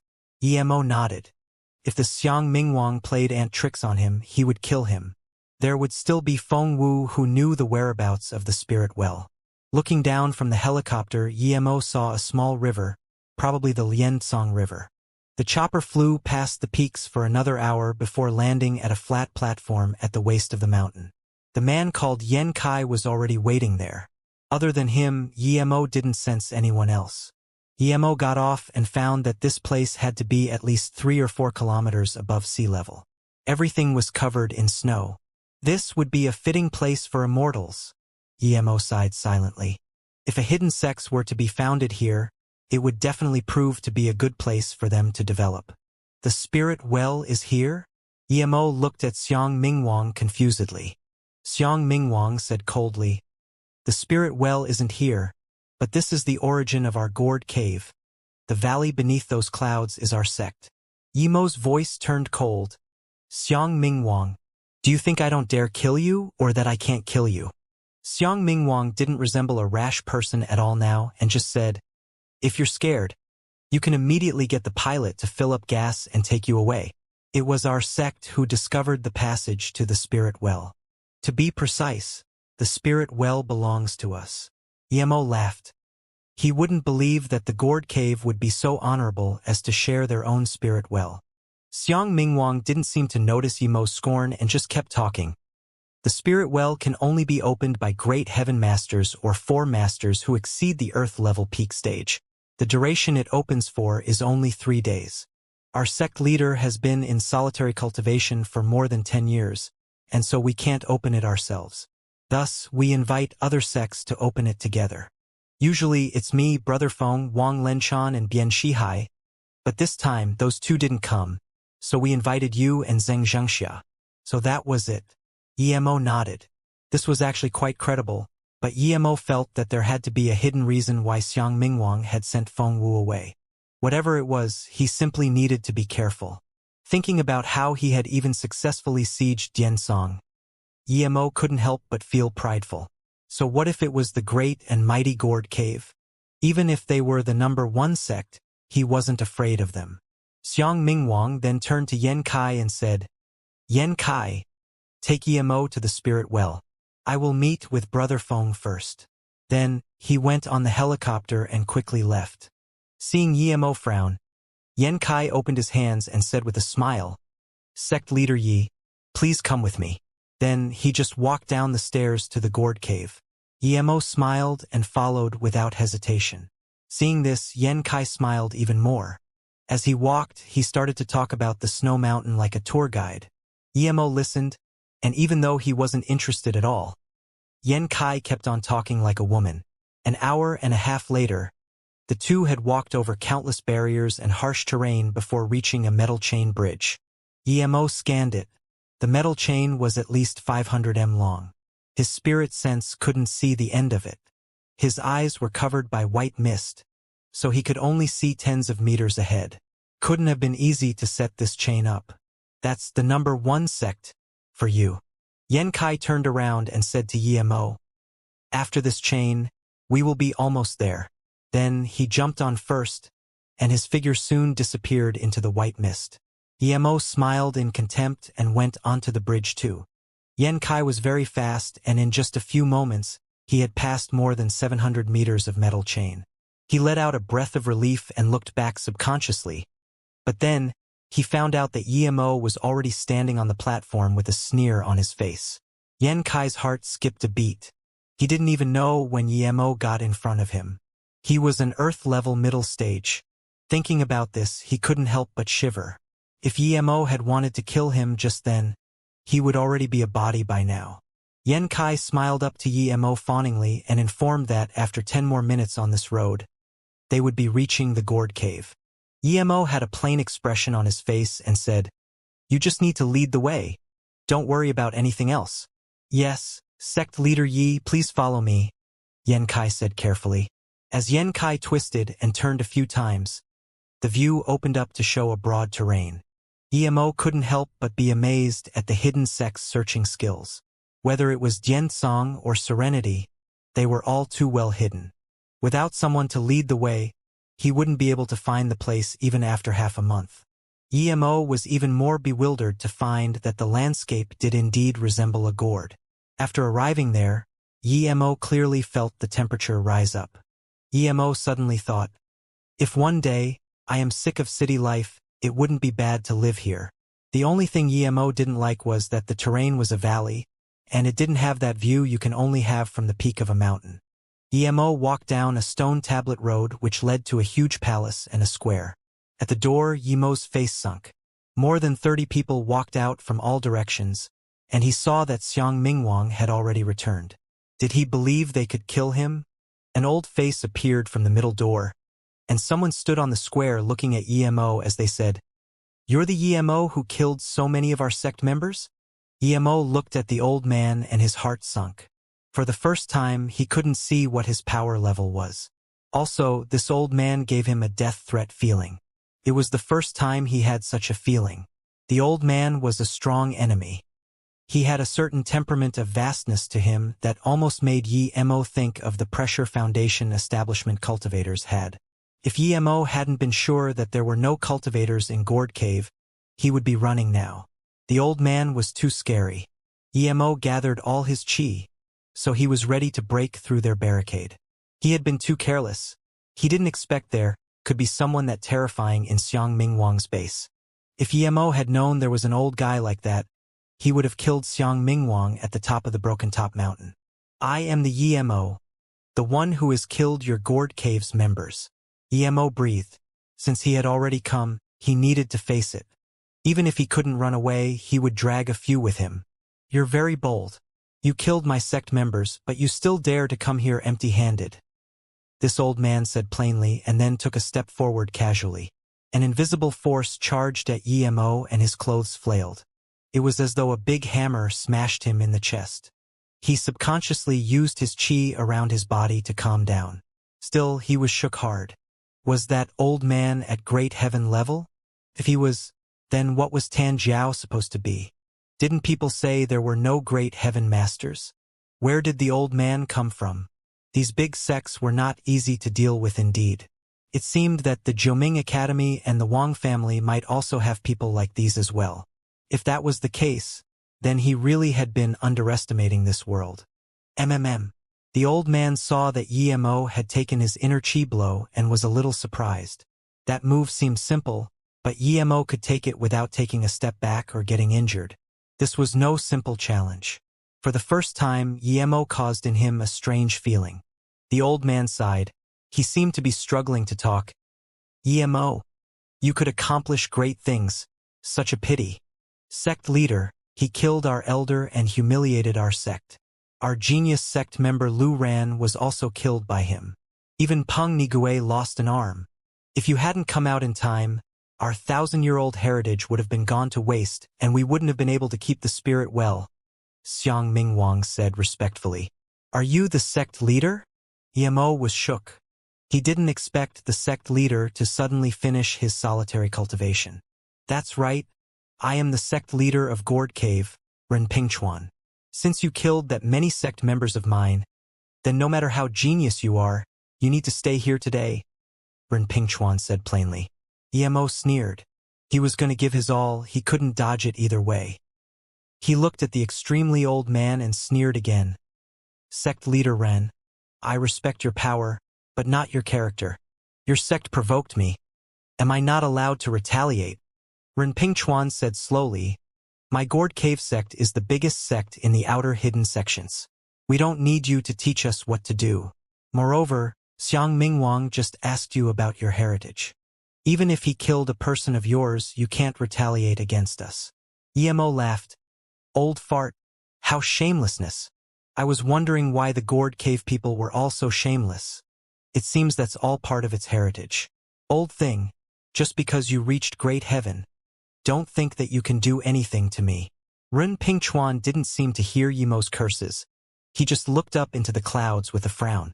Then he said plainly, I've been in solitary training for 80 years, yet I didn't reach great heaven. Pity I don't have much time. Sigh dash. Old thing, you're not at great heaven level. Yemo was shocked. He was sure that Renpingchuan was at great heaven level, but he turned out not to be great heaven. Renpingchuan said plainly, the fact that you're able to kill halfway great heaven masters at this young age means that your heritage is very significant. In that case, give it to me. Perhaps I might be able to take that step forward with it. Then, Renpingchuan walked forward and palmed Yemo. Yemo almost thought that Renpingchuan was a cultivator. There was a 5 to 6 meter difference between them, but it only took him one step to get in front of him.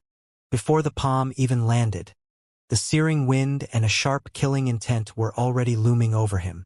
Yemo really wanted to avoid it, but he realized his entire body was cloaked in the palm wind. He had no other way but to it head on. The flying sword appeared in Yemo's hand instantly and, using 90% of his chi, he pierced Ren Pingchuan's palm. Rumble. The palm and fist didn't clash together, but a many-meter deep ditch was created. Yemo was smashed by the palm wind and thrown into a Gourd Cave member. This person didn't even get to make a sound, he was instantly killed by the crash. Good sword. I didn't even see where you took out your sword from. You're capable. Ren Pingchuan didn't seem to notice at all that a sect member of his had died because of Yemo. He didn't even seem to notice that the sword had sliced his hand. Yemo resisted the ruptures in this dantian and gulped down the blood he was about to spit. He was shocked at the old man's inner chi intensity. Young man, you're this young. You have such dense inner chi and such sharp weapon. Your heritage is significant indeed. Give me your heritage and end yourself. I can assure that our sect members won't get revenge on your family, nor go to that flowing snake of yours. Ren Pingchuan was really interested in Yemo's heritage now. Yemo used 100% of his chi and the flying sword in his hand turned into a huge door-sized sword, as he tried to hack the old man with countless killing intent. At the same time, he sneered, "Old fart. Your promise is bullshit in my eyes." Rinpingchuan had reached the bottom line. Emo felt that although Rinpingchuan's inner chi was much greater than his, he could have a chance since Rinpingchuan was too old. Emo knew that for masters like Rinpingchuan, his fireballs and wind blades were no threat at all. When he saw the huge sword, Rinpingchuan's expression became very excited. He murmured, "It's a real magic artifact. The legends are true." Rinpingchuan grabbed a black stick from his waist. Rumble? Emo's flying sword clashed with Rinpingchuan's stick, creating a huge chi wave. The weaker sect members were knocked out while the others retreated in fear. Emo was smashed into a wall again. His body was covered in blood. Emo felt his bones were breaking. Even his dantian was about to break. He didn't think too much. He immediately took 2 lotus life pills. After taking them, his wounds recovered rapidly. Luckily, he had lotus life pills with him, otherwise he would be over. He had too little offensive means. After all, the resources were limited there and a lot of means required chi. Emo had to use the sword control now. It was his life-saving trump card. But Rinpingchuan was too strong and he had to use it then. Rinpingchuan also didn't take the attack lightly. Blood seeped out of his mouth.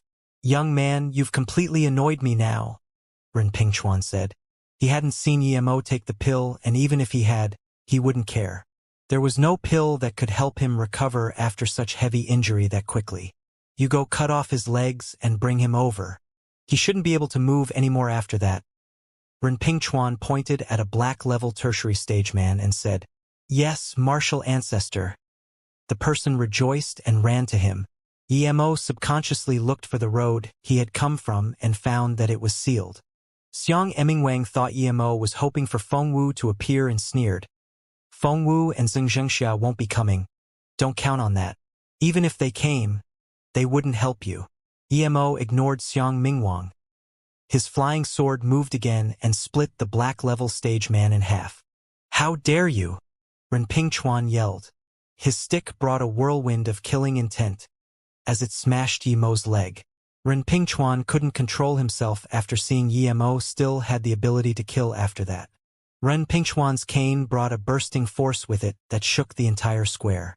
Even the sect members on the side were suffocating from that attack, much less Yemo, who was at the forefront of it. Seeing the tornado-like wind come pressing in, Yemo's heart sunk. He knew that Rinpingchuan wanted to break his legs completely. If that hit his legs, then even if he immediately became Foundation Establishment level, he wouldn't be able to recover them. At this moment, Yemo had to use his trump card. He knew that the flying sword wouldn't be able to hurt Rinpingchuan at all, but he still used it. At the same time, he gathered all the chi in his body and released it at the tornado force. The reason why he used his flying sword to attack Rinpingchuan was to stop him from using the inner chi into the tornado. If he let Rinpingchuan continue inserting his inner chi like that, he wouldn't be able to block that move no matter what. And this was Rinpingchuan not wanting to kill him. If he did, Yemo would be squashed into a pancake. Rumble. Yemo's chi and Rinpingchuan's chi clashed, creating a huge explosion and shattering the rocks nearby. This scene would really mean nothing much for immortal cultivators, but for mortal ancient martial artists, it was quite shocking. "Sword control," Rinpingchuan said in shock. He saw Yemo's sword pierce at him from a weird angle. He wasn't some Wang Lenchan. He could tell that this flying sword was controlled by inner chi. There was such a thing in the world? Rinpingchuan's heart was full of astonishment. He immediately stopped putting chi into the tornado and used it to attack Yemo's flying sword instead. Even if Yemo were at peak condition, his flying sword still wouldn't be able to hurt Rinpingchuan, much less when he was at the end of his strength. Rinpingchuan's inner chi clashed against Yemo's flying sword, and he felt a certain very mystical power and control. Eventually, Rinpingchuan actually closed his eyes as he seemed to have been enlightened. His 2 hands clashed with Yemo's flying sword subconsciously. It was obvious he was learning something from Yemo's flying sword. If it weren't for that, perhaps Yemo's flying sword would have already simply been grabbed by him. Yemo was pushed back by the force even further away and was smashed into a rock wall. Yemo felt like his hands were about to break from the force. Despite blocking most of the force, his legs were still forced into a squat. The sound of bones breaking sounded once more. Emo was shocked. He quickly tipped all the lotus life pills he had into his mouth. As soon as he did, his hand broke and the bottle fell on the floor. A few more cracks were audible as Yemo's leg broke too, and he fell on the ground. As soon as the lotus life pill repaired Yemo's injuries, Yemo's bone was crushed again.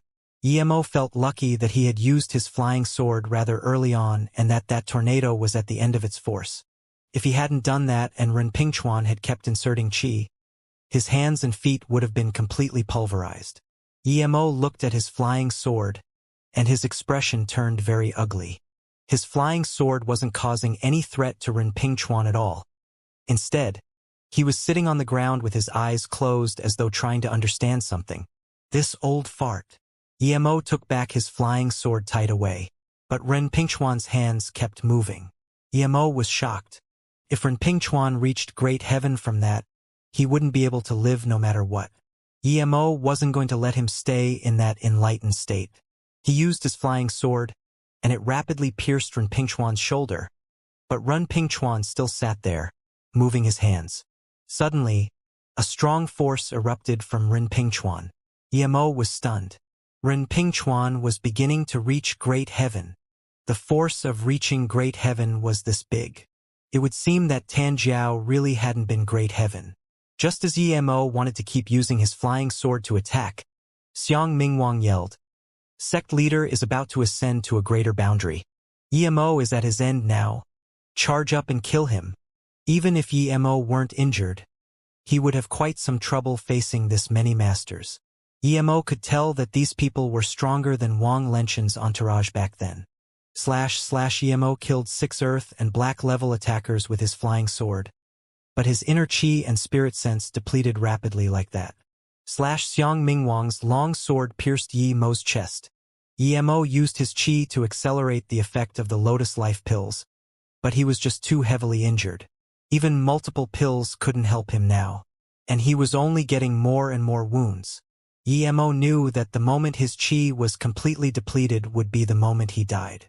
The flying sword spent 80% of the time fighting Xiang Mingwang and 20% of the time fighting others. The potency of the pill was getting weaker and weaker. By the time Emo could move one hand, the potency disappeared completely. Despair flashed across Yemo's eyes. Was he going to die here? At this moment, Renpingchuan suddenly let out a long howl and a huge force erupted from his body. Yemo's heart sunk even further. Even if Renpingchuan hadn't reached great heaven, he wouldn't be able to run away. Not to mention running away, he couldn't even stand up. Emo considered some things and suddenly took out a wooden box from his ring before throwing it at Xiang Mingwang. "This is my heritage. Take it." Xiang Mingwang caught it out of reflex, and as he did, Emo immediately said, "Xiang Mingwang, that's a bomb in your hand. Tell your people to stop, or I will detonate it immediately." Emo was holding a controller in his hand. It was the one he got from the Fu brothers. He got the bomb from them too. He didn't know how strong it would be, but it wouldn't be weak. Even if he died, he could drag this entire sect with him, and he wouldn't need to worry about these people gonna flowing snake. Xiang Mingwang subconsciously looked at the box and then at Yemo's controller. A few seconds later, he said, "You're an ancient martial artist, yet you use low means like this?" Emo sat on the ground and sneered, "If you dare put it down, I'll detonate it immediately. If you don't believe me, why don't you try me? And since when are ancient martial artists not allowed to use advanced technology?" Xiang Mingwang said calmly, "Emo, if you think a bomb can do anything to me, you're wrong. Even if you have a machine gun, you can't do anything to me. Hand over your actual heritage and controller and end yourself. I promise I won't look for trouble with your family." Emo really wanted to jeer at him, but the burning feeling from his dantian made him spit blood. He knew that even if Xiang Mingwang didn't do anything, he wouldn't last much longer. Pity his lotus life pills were all used up too. Emo knew that Xiang Mingwang was right. If this was just an average bomb, it would merely injure him or at most kill only him. At this moment, Emo could only hope this was no ordinary bomb. Xiang Mingwang was about to put the bomb to the side when Emo gave a final warning. Xiang Mingwang, if you put it down, I will detonate it immediately. Xiang Mingwang was furious, but he didn't dare to not listen to Emo. If this bomb was really not an ordinary one and he threw it out, the entire sect would be destroyed due to him. At the same time, Emo was trying to gather some of his qi. He only needed a little bit, yet he couldn't do it. Xiang Mingwang, tell your people to retreat to the door or I will do it. Emo threatened coolly. Once they retreated to a certain place, he would be able to fly away on the sword. Xiang Mingwang didn't want to do it, but he had no other option. He didn't dare risk himself and the sect. Meanwhile, Run Pingchan's force was getting more and more potent. Emo was worried. He knew that Run Pingchuan was about to break through. In his desperation, he bit his tongue and spat out blood, forcefully gathering some qi in the end. Then he summoned his sword under his butt and flew into the sky. Before they realized what was happening, Emo pressed the detonator. He knew that if Run Pingchuan woke up, he wouldn't be able to run away. Haha! I have finally reached great heaven. Before Run Pingchuan could properly enjoy his success, a huge explosion sounded in the valley. Rumble. The ensuing shocking explosion and eye-piercing bright light made Emo dizzy. Emo could no longer actively control his sword and fell unconscious on top of it, and the sword plunged into the Lianzong River. On the outskirts of the Nei snow mountains, a woman was climbing them arduously. The woman wore a blue puffer jacket and carried a huge climbing backpack. It wasn't the best season for climbing. She was the only one doing it at a time like this. Her hair was messy due to the wind, but her cold expression also showed perseverance, as though she would never give up climbing, no matter what. But she also knew that she was still far from the peak. If Emo saw her, he would recognize her as the woman he had saved twice, whose name was Yangzhu. Although she hated Emo, she had to admit that Emo had saved her last night. No matter what, she felt that Emo had some bad intentions towards her. Regardless of whether her instincts were right or not, she left the city that night, but she didn't go back to Beijing. She knew that the one who could protect her, her master Tan Jiao, had entered solitary training once again. Her martial uncle Luan Qingfeng hadn't been back for a while due to some incident last time. Even if her master hadn't gone into solitary training, she couldn't rely on him. Ever since her master had come back last time, his attitude towards her had become apathetic. She knew that it was due to Emo, and she needed to walk her future path by herself. Without her master's support, she didn't dare to go back to Beijing with the Black Rising pill. Even if the people from the hidden sects didn't do anything to her, she couldn't resist the authorities' children in Beijing. Her master didn't like her and the Song family was gone. She was a lone wolf now. She wouldn't have imagined that she would happen to see Emo again when she was attacked in Beijing. Hence, she left the ghost city at night and went to the Nei snow mountain. She had come because she was aware that her power was weak. It was no simple feat to kill Emo and get revenge. When she went to the Broken Top Mountain's tomb, she got 3 things. She found a jade slip and a yin-yang fish. Other than that, she also got a map from the 2 tomb raiders. It was obvious the map led to a tomb which was at the Nei snow mountain.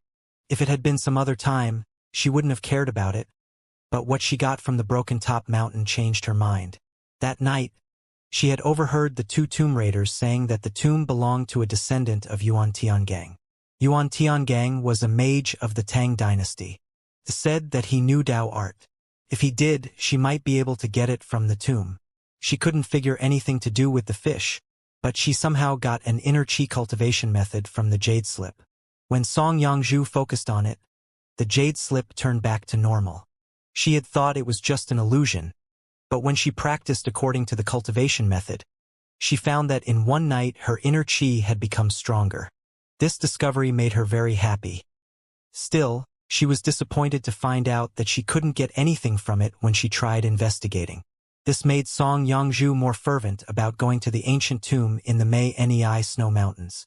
The only thing she was confused about was that she had fallen unconscious in the tomb that day. Who had saved her and brought her back? It was stuck in her mind. The Zhonglian River was very beautiful. When Song Yangzhu got there, she had already forgotten her purpose. She rested at one of the river's branches. The water there seemed a little red. It had the name of the Peacock River. Song Yongzhu looked into the river and got lost in her thoughts. If she didn't have to take revenge for her family, she could imagine herself going there with the person she loved. Such a pretty place, Song Yongzhu murmured and then put down the bag. She decided to stay there for the night and leave the next morning. Song Yongzhu made a simple tent by the river. Then she walked over to the river to wash her face. She had been on high alert for a few days and now she could finally relax a little. But when she approached the river, she found a shocking scene. Moments ago there had been nothing there, but now there was a body. Was this person dead or alive? Song Yongzhu dragged the man to the riverbank and she realized he was covered in sword wounds. Song Yongzhu could see that the person was probably an ancient martial arts cultivator. He had probably died from such serious injuries already. Thinking about this, Song Yongzhu grabbed a branch and flipped the man over. When Yemo fell unconscious on the flying sword, he knew it wouldn't end well. Since he didn't have any chi, he didn't manage to stop himself and fell straight into the river. The cold water woke him up briefly. Yemo couldn't do anything to heal himself, he couldn't even move. He could only change his breathing into inner breathing, but that would only make him last a few more days. When he was flipped over, he woke up for a brief moment. But he knew that it would only last for a short while. He was soon going to fall unconscious again. "It's you." Song Yongzhu looked at Yemo dazedly. She wouldn't have expected that the person she had tried to kill with all her might would fall into her hands in that state. Was that the subtle cause and effect that exists in the world? The heavens had given him to her so she could get revenge. In that moment, Song Yongzhu pulled out a dagger without hesitation. Yemo opened his eyes and found that he actually knew the woman who saved him.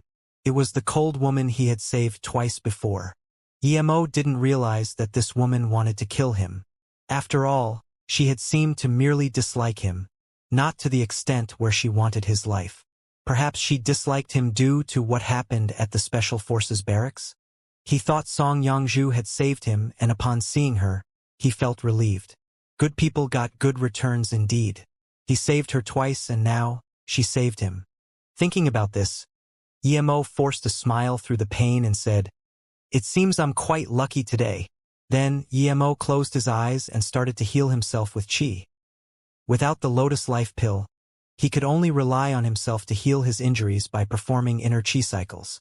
Hearing these words, Song Yongzhu was struck. It had been him, it had actually been him?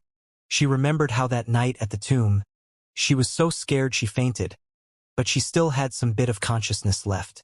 She vaguely remembered being carried and hearing the words, "I'm in a good mood today. It's your luck.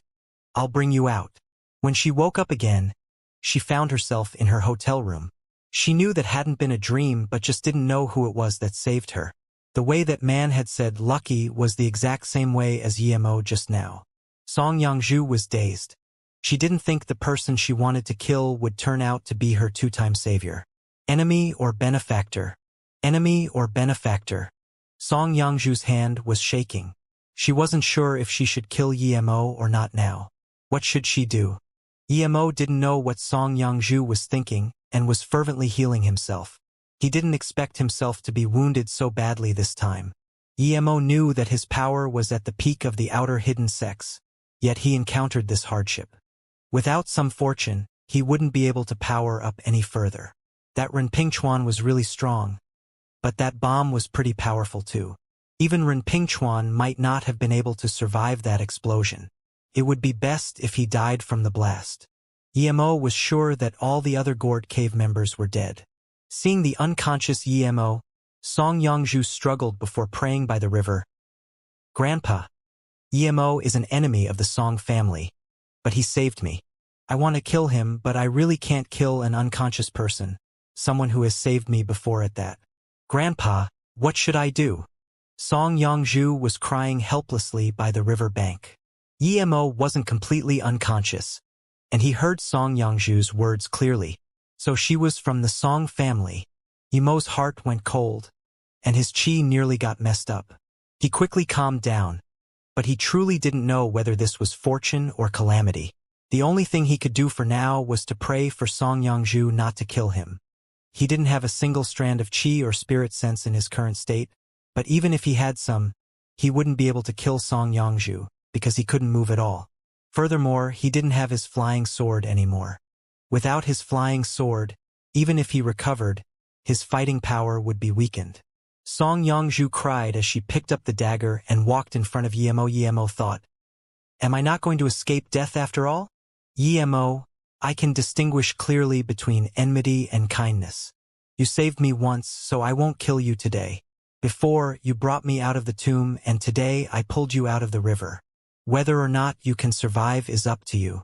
From now on, we have nothing to do with each other. But the Song family was still destroyed by your hands. The next time I see you, I will kill you to get revenge for my grandpa." Song Yongzhu's tears kept flowing as she said this. Afterwards, she packed her things and left without turning back. She didn't know whether Yemo had been conscious or not.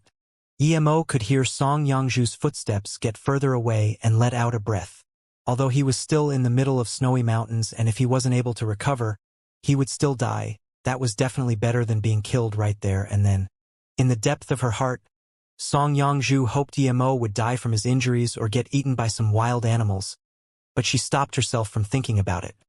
Songlian River got very cold at night. Yemo was very grateful that Song Yongzhu didn't kill him. Who would have thought that someone from the Song family would rescue him? He had made up his mind that next time Song Yongzhu tried to kill him, he would let her go. He had only killed a couple of the Song family members anyway. Since he had let most of them go, of course he could do the same for Song Yongzhu who had saved him. The main thing with Yemo was to never touch his bottom line. If someone did, then Song Yongzhu or not, he would kill them all the same. Weird sounds were coming from the Peacock River, but Yemo didn't mind it and just laid still at the riverbank. He was much happier than a few hours ago already. He could properly run meridian cycles with his chi now, which meant that his speed of healing would rapidly increase. It was lucky that he'd eaten that entire bottle of Lotus Life pills. If he hadn't, he would be dead by now. A wild bird flew by Yemo and startled him as he was still healing. Yemo opened his eyes and found that it was day already. Ice had formed on his clothes. He struggled around and found that his leg bones had started to heal, and his hands could move now. His spirit sense had also recovered quite a bit by then. Yemo sighed and took out a few normal pills, quickly eating them. He was slowly beginning to recover. When he could mobilize most of his chi again, he would go back to find his flying sword. Once he did, he would go find some more herbs and concoct more Lotus Life pills. With that, he would heal even faster. After digesting the ordinary pills, Yemo knew that it would be useless to eat any more of them. He took out a sword to support himself in getting up. Regardless of whether he had managed to kill everyone at the gourd cave, it wasn't a good idea to keep staying by the river. Yemo knew he was even weaker than an ordinary person at the moment, so he wasn't in a rush to find his flying sword. A few hours later, Yemo appeared by a rock not far from the river and found a hole to slide into. Afterwards, he blocked the hole and started to recover once more. Meanwhile, tens of kilometers away, Song Yongzhu was looking for the entrance of the tomb with her map. It took another 2 days, but finally Song Yongzhu stood at the bottom of the valley and she was filled with joy. She knew she had found the place that lead the tomb. It was only 10 meters away from the bottom of the valley. Song Yongzhu wanted to find a place to stay for the time being. She was planning to cultivate while digging out the ancient tomb. But in this moment, a voice sounded. Were there people talking in the depth of the snow mountain? Song Yongzhu looked behind in shock and saw 2 men carrying big bags. They had shotguns in their hands and they were walking towards her as they spoke. 2 hunters? What were they doing there? Song Yongzhu didn't head towards the tomb. She couldn't expose it. When Song Yongzhu spotted the 2 men, they also saw her. The 2 hunters said something to each other and headed towards her with their guns. When they got close, Song Yongzhu saw that one of them was a white-skinned foreigner. He had a bulky build. The other man was Chinese. He was very short but sturdy. His face had many scars on it, which made him look very hideous. They were obviously surprised to see Song Yongzhu there. "Who are you? Why are you in the depth of the Nei snow mountains?" the short man asked. He was vigilant, as though one wrong word and he would fire. Who are you guys? Song Yongzhu rested easy. These men were probably really hunters. She could smell the blood in their bags. But Song Yongzhu couldn't understand why they were all the way there. As though they felt Song Yongzhu posed no threat, the short man put the gun down and said, I'm Jiang Chuanwu. This is my friend Erickson. We came here for hunting. Hunting? Song Yongzhu looked at the two men with confusion and suddenly said, Did you come to hunt the snow fox? She was more and more certain they had come here to hunt the snow fox. Snow fox fur was very precious, and it was said that only the Nei Snow Mountains had these animals. These animals were not only nationally protected, but also internationally. Jiang Chuanwu's expression didn't look good, but he still said, Are they that easy to find? We just came here to hunt some regular animals. Song Yongzhu didn't continue asking. It didn't concern her. It was good as long as they didn't come for the tomb. What are you here for? Jiang Chuanwu looked at Song Yongzhu confused. She was that pretty and young. Yet she was alone in the depths of the snow mountain. It seemed eerie. I'm just hiking. But I got lost. She could no longer be bothered to talk to the two hunters. So she turned around and walked away. With them there, she couldn't dig the tomb. She had to wait until they left before she could. Jiang Chuanwu turned to the foreigner and said, Erickson, do you believe her? The tall white guy looked at Jiang Sihuanwu and smiled. Mr. Chuanwu, the woman is really pretty. Hearing this, Jiang Sihuanwu thought about it and wanted to say something. But Erickson continued, Mr. Chuanwu, we've been in this place for half a month, but we still haven't seen any snow foxes. I don't think it's worth it if we continue like this. Jiang Chuanwu immediately knew what he meant. He was hired by Erickson. If they found the fox, he would get a large sum of money. If not, he would just be a tour guide. He knew that Erickson wanted the woman, but he had his concerns. A young, beautiful woman that dared to venture the depths of this mountain. He couldn't believe that she didn't have the means to protect herself. Mr. Erickson, she's no regular woman if she can wander in the depths of this mountain. There are many capable people in China. If she has an important background, then we Jiang Chuanwu said worriedly.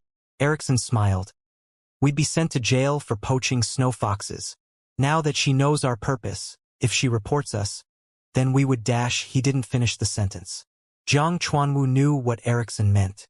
He also longed for women, but he had heard about ancient martial arts and he knew there were a lot of masters. She might be one, since she dared to venture there herself. Erickson waved a pouch and said, I know what you're worrying about, but this scent can make people weak, even lose their mind. Jiang Chuanwu was shook and cursed. That guy had such thing. If he used it on him, he would be dead meat. It seemed that he needed to be warier of him. Although he had these thoughts, Jiang Chuanwu didn't show it and smiled. That thing is not bad.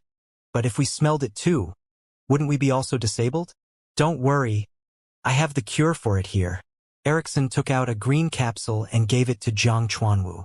Seeing this, Erickson smiled and said, Mr. Chuanwu, I can let you go on that woman first. Hearing this, Jiang Chuanwu thought carefully. Was Erickson really that nice? It wasn't like his cunning nature. Thinking about this, Jiang Chuanwu became even warier. Seeing this, Erickson quickly said, Mr. Chuanwu, don't misunderstand me. I also have some conditions. I brought the scent and the cure. If you go on her first, you must give me the short sword you found. Hearing this, Jiang Chuanwu took out a short sword from his bag and said strangely, You want this short sword? He had found it by the river yesterday. He didn't understand why Erickson wanted that normal-looking sword. Yes, yes, Erickson said excitedly and even reached his hand to grab it. Jiang Chuanwu put the sword away and said casually, Mr. Erickson, we don't even have her yet. No need to rush. Oh, right, yeah. Erickson rubbed his hands. Song Yongzhu found a place to shelter from the wind and cleaned it before setting up her tent. Just when she finished setting up the tent, the two men were approaching it. Song Yongzhu immediately became vigilant. She didn't want to talk to them. Why were they here? What Song Yongzhu didn't expect was that they set their tents near hers. Song Yongzhu frowned. She decided to pack up her tent and leave. She wasn't a very feisty person, but if they followed her again, they couldn't blame her for her actions. Before she came out, the man called Jiang Chuanwu came over and stood at the door saying, "Young girl, help us. There are a lot of beasts around the snow mountain. It'll be safer if we stay together. We've made roasted rabbit meat. Let's eat together." Song Yangzhu said with a cold face, "No need. I don't like living with strangers. Since you guys like it here, I'll move away." "Hi, I'm Erickson. Nice to meet you." Erickson approached her politely and reached out his hand. Song Yangzhu's face was cold, as though she hadn't seen his hand. Erickson took back his hand awkwardly and passed over a cigarette to Jiang Chuanwu, before lighting up his own. Piss off.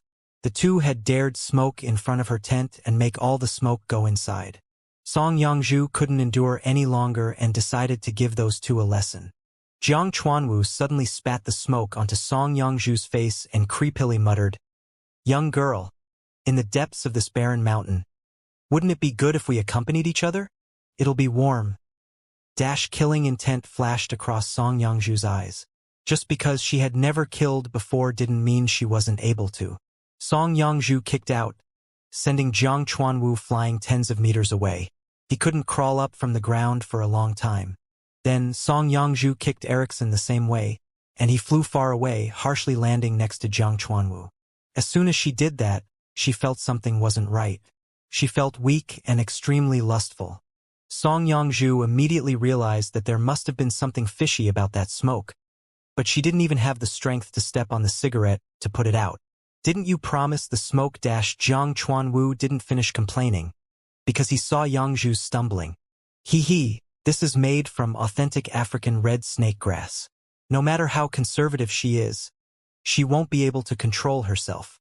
Erickson smiled and rubbed his waist, crawling up slowly. "This woman is really frightening, though. Her kick was too powerful." Jiang Chuanwu also felt fear. If it hadn't been for the smoke, the two of them combined would have been no match for this woman. Emo stood up. After a day of recovery, his outer wounds had disappeared, and his bones had healed. Even his spirit sense had recovered by half. His chi, however, had only recovered less than 1%. Emo knew that that was due to his injured dantian. If he wanted to recover all of his chi, he had to heal his dantian first. But he knew that without the Lotus Life pill, it wouldn't be easy to recover his dantian. If it wasn't for his flying sword, he would want to leave this place already. He was sure that no one else other than Xiang Mingwang and Ren Pingchuan could have survived the blast. Xiang Mingwang was even most likely dead, as he had been the one holding on to the bomb. The only one Emo was worried about was Ren Pingchuan. If Ren Pingchuan wasn't dead, then Emo would be if he met him again. But no matter how badly he wanted to leave, he needed his flying sword. Without it, he couldn't escape these mountains. His flying sword was also very precious. It would be far too difficult to find enough materials to make another one. Emo looked for many hours by the river but didn't find anything. He was lacking in chi and felt tired quickly. A white animal passed by Emo's eyes rapidly, so fast that Emo almost didn't notice it. Such a pretty thing. Emo's spirit sense immediately noticed that it was a fox. He knew that these things were very rare on Earth, especially such a beautiful white one. Emo immediately took a liking to it. He thought that since Qingxue had silver, if he gave this fox to Luoying, she would be very happy. Thinking like that, Emo followed after the cute creature. As though sensing that Emo was chasing it, it ran faster. If Emo had his flying sword or his chi, it really wouldn't take long for him to catch it. But now, he was only a little stronger than a normal person. He ran for a couple of hours and didn't even realize he had entered the inner parts of the snow mountain. When Emo was puffing heavily and close to losing his breath, he finally almost caught up to the fox. Just as Emo was about to catch the fox, he stopped himself. He had sensed his flying sword this deep into the mountains. His flying sword clearly fell by the river. Why would it be here? No matter what, since his flying sword was here, Emo had to go. Emo released his spirit sense to the maximum and ran towards it. The fox saw that Emo stopped chasing it, so it halted too and stared at Emo's back. Song Yangzhu felt as if her body were jelly. and it didn't take her long to realize that she was in trouble. She regretted merely kicking the two away instead of killing them. Seeing Jiang Chuanwu and Erickson slowly creep over, Song Yangzhu began to worry. Her heart sunk to the bottom. She knew that if the two came to her tent, it would be over for her. Song Yangzhu wanted to force out the mist from her body, but she couldn't. Jiang Chuanwu took out the sword and dumped it over to Erickson. "This is yours. I'll be going on her first." Erickson smiled and didn't pay Jiang Chuanwu any heed. He focused on the short sword and sliced it at some rock. The rock was sliced in half like tofu. Erickson was shocked. To him, women were something he could get anywhere, but he had never encountered such a powerful sword before. Was this one of the 10 great swords of China or something? Even if he didn't get the snow fox fur, he'd earned big this time. But that Jiang Chuanwu, the idiot, actually gave it to him. Seeing Jiang Chuanwu walk over, Song Yangzhu was shaking. "If you had just cooperated, things would have been great. I won't be the only one feeling pleasure here. You're not really losing out. Why are you so serious?" Jiang Chuanwu put out his hand as he spoke casually. "Animal, if you dare come over, I will kill you," Song Yangzhu yelled. She truly wanted to kill him, but she was completely powerless. Hearing this, Jiang Chuanwu laughed. "You dare threaten me? How about I kill you after fucking you, bitch?" Although Jiang Chuanwu was only threatening her now, he did have thoughts of killing her. She had been able to kick the both of them that far with one kick. He didn't dare to let her live. As Song Yangzhu was falling more and more into despair, she suddenly felt some strength return to her. She rejoiced and wanted to take out her sword, but before she could, she felt a sudden intense desire in her heart. That lust made her feel very shameless. In the meantime, Jiang Chuanwu had taken off his top and was depravedly walking up to her. Song Yangzhu's eyes were red, and her skin was shivering. She was finally able to gather up some strength to resist it for some reason. "Hee hee. Soon you'll understand how good it is." Jiang Chuanwu grabbed her shoulder and helped her take off her clothes. Song Yangzhu bit the tip of her tongue to cling onto the little inkling of reason she had left and kicked Jiang Chuanwu in the stomach, and he flew out of the tent again. Immediately after, though, she sunk into deep desire and started ripping off her clothes. Erickson dash, just when Jiang Chuanwu wanted to reproach Erickson for the weakness of his mist poison. He saw Song Yangzhu take off her clothes in a frenzy and took back his words. From Song Yangzhu's resistance, Jiang Chuanwu knew that the mist was indeed very potent, but that Song Yangzhu's will was simply very strong as well. It seemed that after this was over, he needed to get some from Erickson. With such a fearsome poison, what woman couldn't he get? Hearing the call, Erickson said slowly, "Hurry up and do your business. That mist is very strong. If you leave her untouched for too long, she'll go crazy." Jiang Chuanwu could no longer hold himself back and took off the rest of his clothes as he charged over to the tent. Emo happened to walk into the valley right on time to witness Jiang Chuanwu rushing into the cave. What shocked him especially was that Song Yangzhu seemed to be ripping off her clothes. Emo couldn't help but sigh.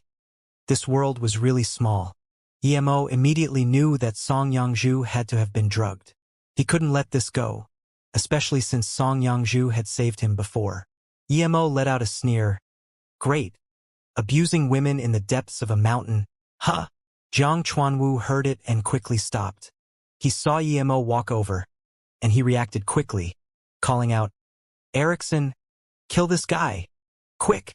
Emo saw the flying sword in Erickson's hand as he was putting it down to take out his gun. Emo laughed at the irony and manipulated his flying sword to slit Erickson's throat in an arc. Blood splashed. A few seconds later, Erickson's headless body dropped on the ground. Jiang Chuanwu stared at the head rolling far away. He didn't know how that young man had killed Erickson. They were clearly so far apart. He even forgot to beg for mercy. Emo was tired, however. He had very little chi and had chased the fox for quite a long while. "Big brother, you can have that woman fur." Jiang Chuanwu finally reacted, but before he said anything else, Emo's flying sword pierced his neck. That day, at the break of dawn, two heads rolled to each other. Emo wanted to use a fireball to burn them both, but he really felt his chi wasn't enough. When he saw that Song Yangzhu was almost in a frenzy, Emo didn't dare waste time and quickly made his way over. He went into the tent wanting to use acupuncture to force the poison out. But Song Yongzhu had already charged at him and put her arms around him. She started to pull Yemo's clothes. Yemo sighed, but he didn't push her away. He used a golden needle to pierce into a chakra point. As soon as he did, Yemo's expression changed. He just realized he was out of qi. How was he going to force the poison out? Song Yongzhu was obviously poisoned by some extremely strong aphrodisiac. She wasn't going to last much longer. Yemo was angry. Those two men were too vicious. However, he was out of qi and he couldn't cure her. Even if he did that with Song Yongzhu, it might not go away completely. But if he didn't do it, Song Yongzhu would immediately be in danger. But in the case that only a little bit of poison were left, as long as she didn't lose her mind, she could force it out herself with her yellow level peak power. Just when Yemo was deciding on what to do, his top got torn. Yemo only had a thin shirt on him. Now that it was torn off, Song Yongzhu's burning body touched his. Yemo, who had never had sex before, immediately felt hot. He had many mind-calming chants, but they required qi to use. How could Yemo, who was depleted of qi, resist against this attack? Although Yemo had the power to push her away, she was in danger indeed, and his heart was already aroused by Song Yongzhu. He didn't want to push her away. He even pulled out the golden needle. Yemo felt guilty about Ning Qingxue and Luoying, but he could only lie and convince himself that Song Yongzhu had saved him before. He knew it was an excuse, but he still used it to comfort himself. Rumble. When Song Yongzhu's hand grabbed his private area, Yemo couldn't think about anything else. He was drowned by Song Yongzhu's fire. He could no longer care about anything else, as he grabbed the feeble Song Yongzhu. They were both noobs, but they didn't need anyone to teach them. They just had to follow their instinct. Despite not touching anything with his hands, Yemo felt the lustful fire. When he was enveloped by her warmth, he subconsciously made an animal-like growl. He lost himself for a brief moment. Song Yongzhu clumsily rode on him, and the pain briefly woke her up. It was her first time, but the pain wasn't just physical, it was also mental. She woke up, saw Yemo, and suddenly started crying. She wanted to stop herself, but she was soon engulfed by that desire again. She had forgotten everything. Yemo grabbed Song Yongzhu. Even if he lost his first time to that woman, he didn't want to be the passive one. He started taking the active role, and he placed her on top of the clothes in the ground. With her clumsy welcoming, he had forgotten who was under him. But lust eventually faded. When Song Yongzhu felt some sort of hot liquid, she opened her eyes. Yemo stopped moving and stared at Song Yongzhu, who stared at him back. Yemo felt his face was burning, like a little kid found doing something wrong. He didn't dare move. Song Yongzhu's face was numb. Her eyes were numb. She didn't move at all. When Yemo saw her face, he got anxious. He had never experienced that before. He had thought countless times of him being with Luoying and Ning Qingxue, sometimes even at the same time, but he had never thought of being with another woman, especially one that was from his enemy's family. Yemo didn't know what to say, so the two of them just looked at each other for tens of seconds. Song Yongzhu's eyes got misty and tears trickled down her eyes incessantly. She pushed Yemo away. He felt her hands were shaking very hard. Yemo didn't know what to say to comfort her. "I did this to save you?" Song Yongzhu struggled to stand up and took a towel from her bag to wipe the blood on her leg. Then, she slowly put on her clothes and packed her things.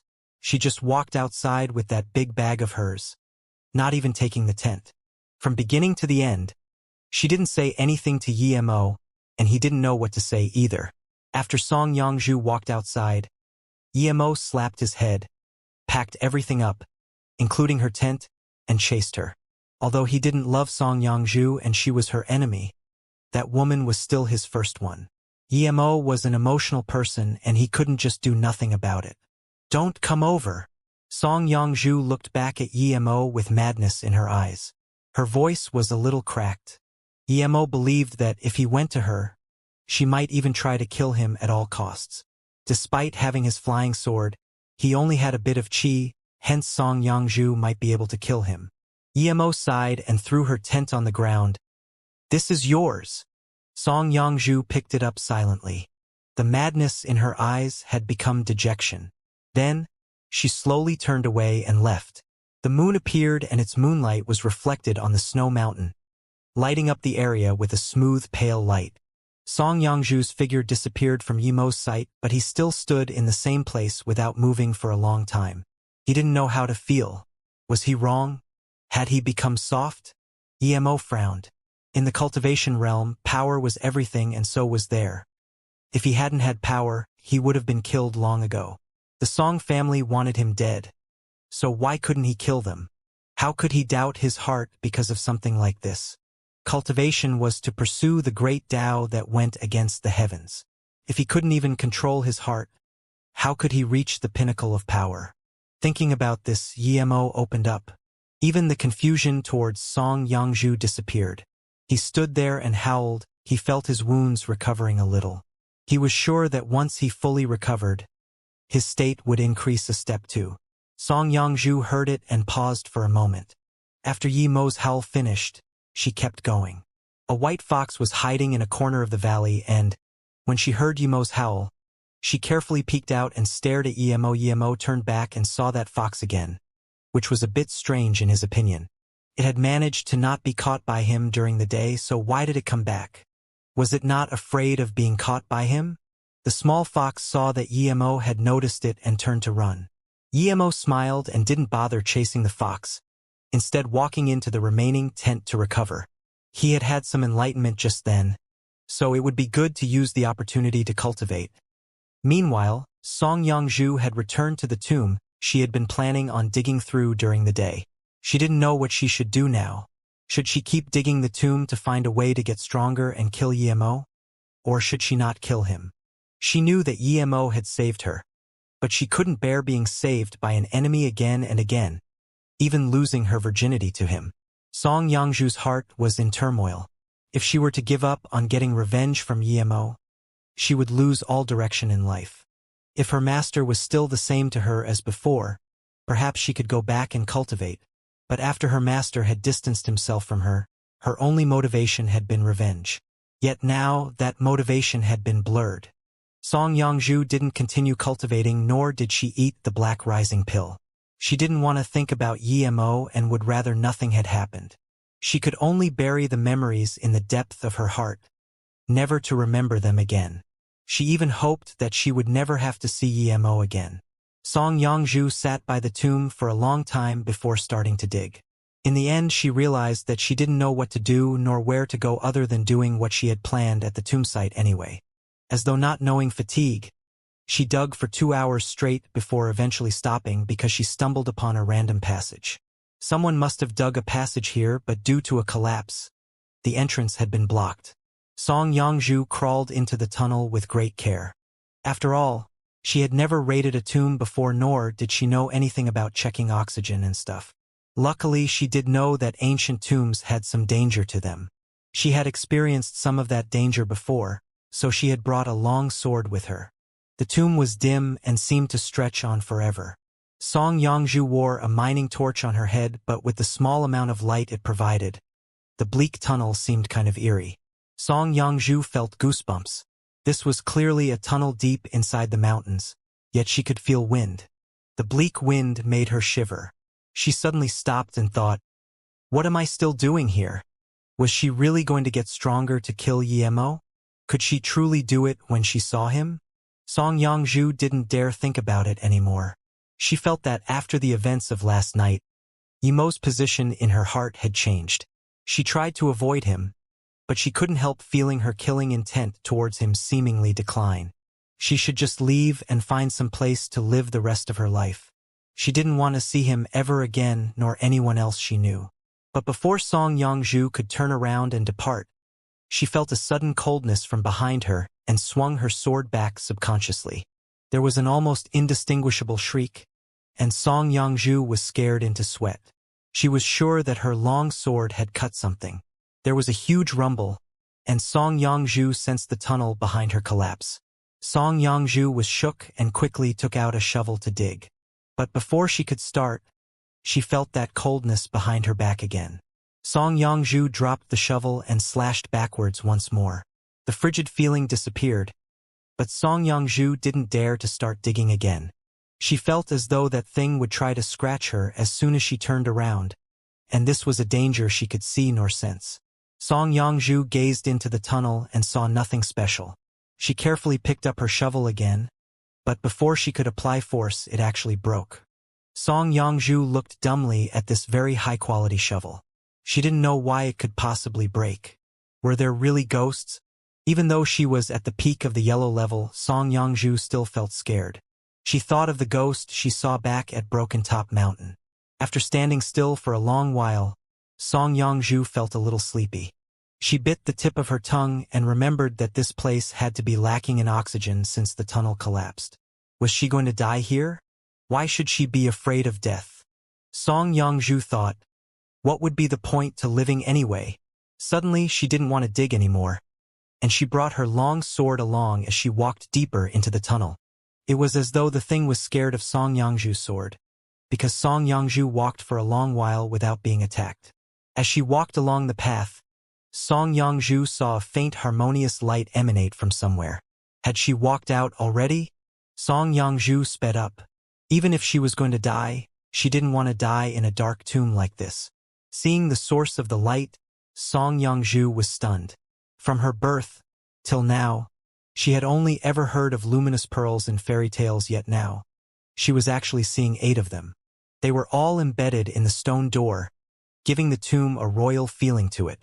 2 sets of bones laid together in front of the door, along with some scattered arrows. Song Yongzhu dazedly walked to the door and pushed it open. When Yemo woke up, it was already daylight. His chi had recovered a bit more, and although he couldn't leave on his flying sword yet, he would be able to in a few days at this rate. He shot out a few fireballs and burned the tents and the bodies before walking out of this silent valley.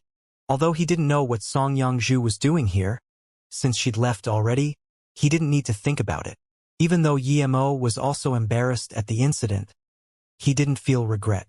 If he hadn't done what he did, Song Yongzhu might have gone mad. And since she chose to leave, so be it. Seeing how he was already in the Nei Snow Mountains anyway, Yemo thought for a bit and decided to go check where the tomb the Fu brothers had mentioned was at. When he took out the map, he was dazed. Were there such coincidences in the world? He was standing precisely on top of the tomb. If it were somewhere else, he would go after getting fully healed, but now that it was right under him, it would be a waste if he didn't check it out.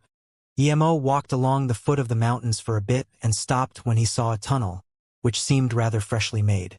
Was it this type of coincidence again? He just found the place, and someone had gone in already? Wait, Yemo thought of Song Yongzhu. She was the only who had been nearby yesterday. What was she doing here? Yemo scanned his spirit sense in, and his face changed when he noticed the state of the tomb. The newly dug tunnel had collapsed. If Song Yongzhu was in there, wouldn't she be buried alive? Although Yemo's chi had only recovered a bit, he dug much faster than Song Yongzhu. In less than an hour, he made it into the tunnel. Yemo had heard that this tomb seemed to have some ghost that scratches backs. But in front of Yemo, it was just a measly little ghost. It didn't dare near. Even those who didn't cultivate yet had strong yen chi, much less proper cultivators. Yemo scanned his spirit sense in the tunnel and immediately saw a ghost in a corner. If he went in there alone, he wouldn't care about a ghost that wasn't going to attack him. But Song Yongzhu had gone in not long ago. The ghost might have attacked her. With these thoughts, Yemo threw a fireball casually. The ghost immediately vanished and the tunnel seemed less cold. Yemo walked through the cave very fast. After a while, he saw a stone door with luminous pearls on it. There were 2 bodies next to it. Something wasn't right. Yemo remembered that the Fu brothers had said there were 9 pearls, but he could only find 8 there. Also, at the time they had said that other than the 2 bodies, they also had someone killed with arrows. How come he didn't see that body?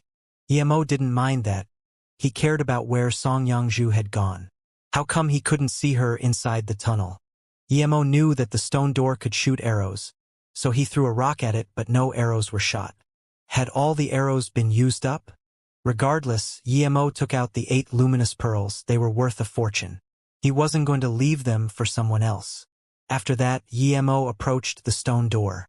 He was going to break it apart with his flying sword, but when he pushed the door lightly, it actually opened up itself.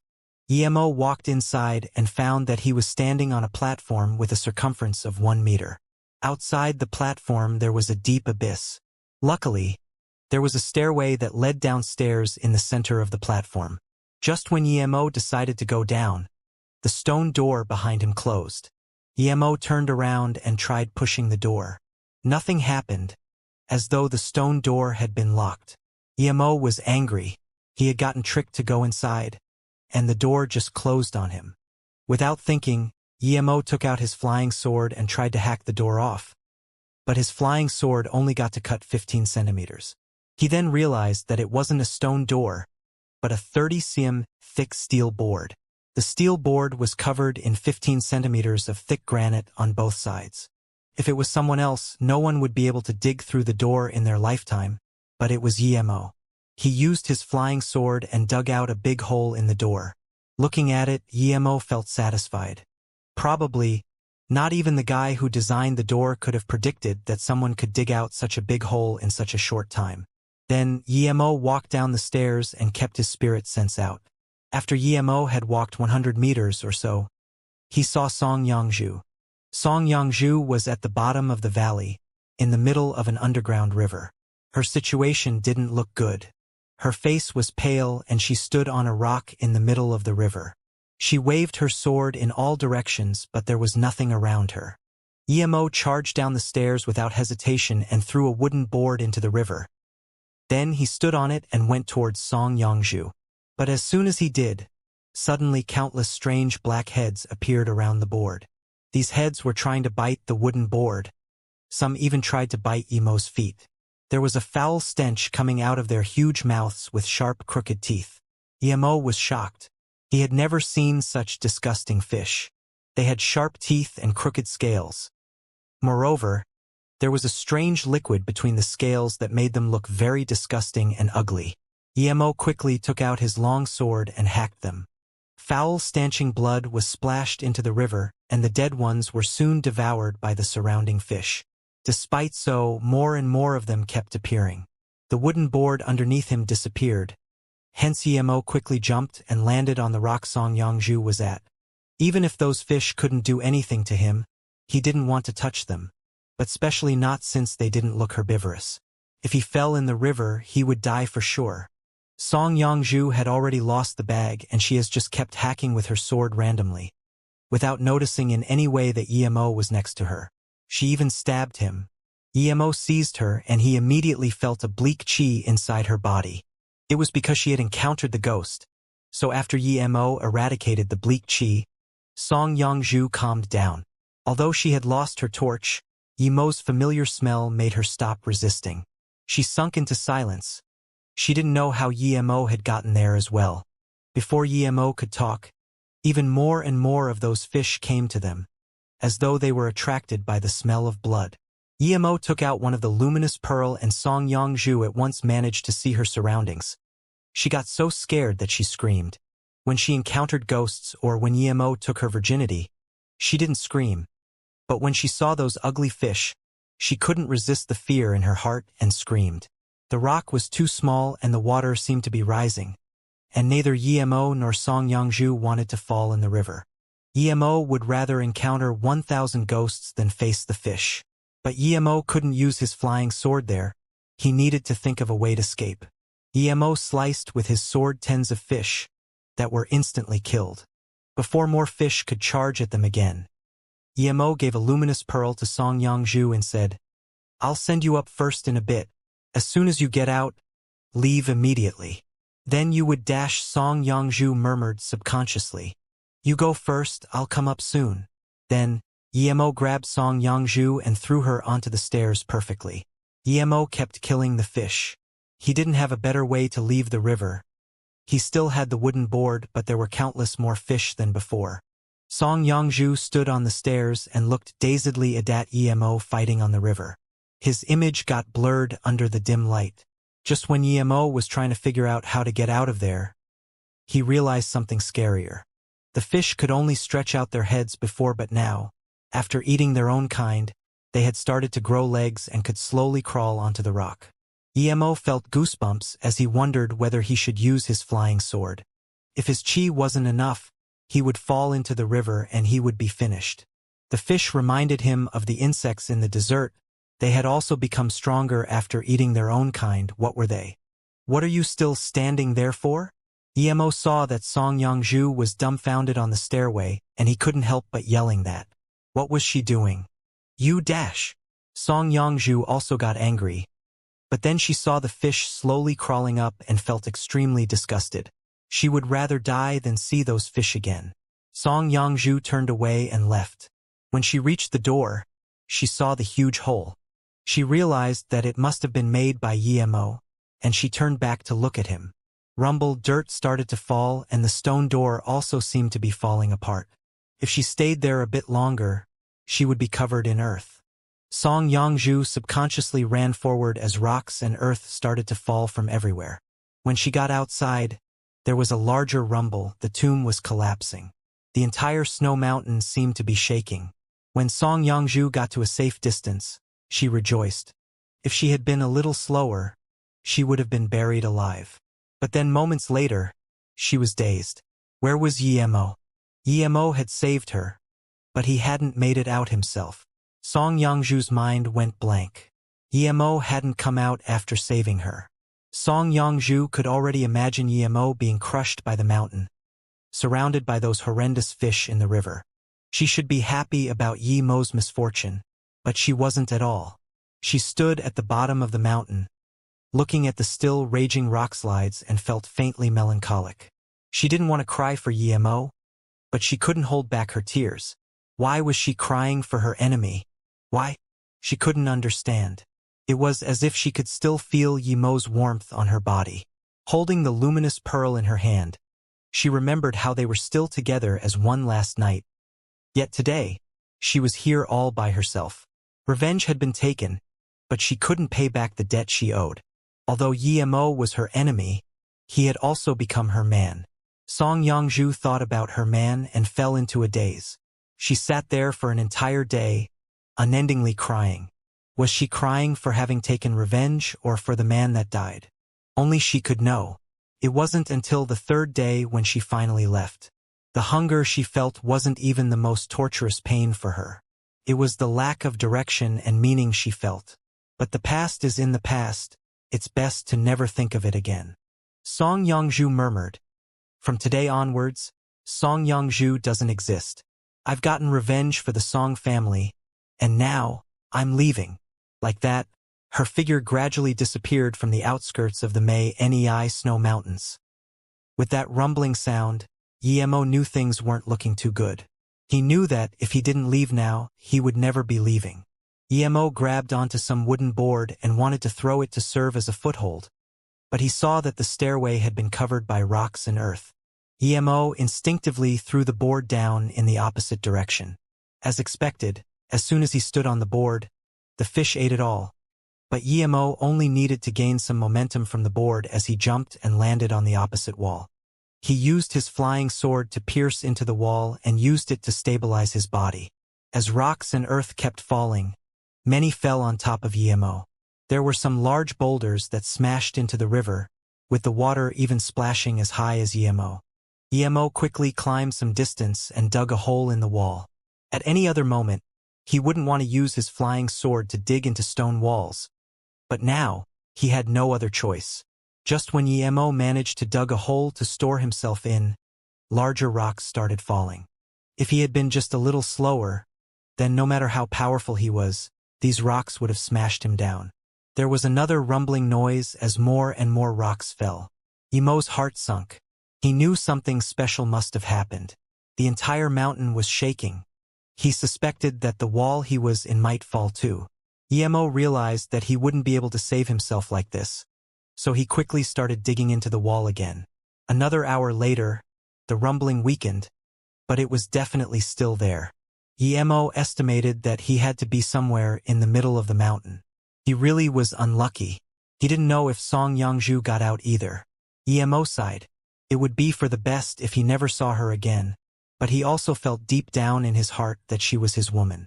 He didn't want her to have anything with other men. Was I too domineering? Emo asked himself, but he immediately patted his head. His life mattered more right now. Why was he thinking about these useless things? The sound on the outside got much smaller, and just when Emo wanted to halt, he found that he'd dug through the stone wall already. What appeared before him was a huge valley. The surroundings consisted of stone walls all over, except for a small cave formation down below. This was such a strange place. Emo crawled down carefully and went around for a bit. He saw those disgusting fish occasionally in the river again, but there weren't that many. What was this place?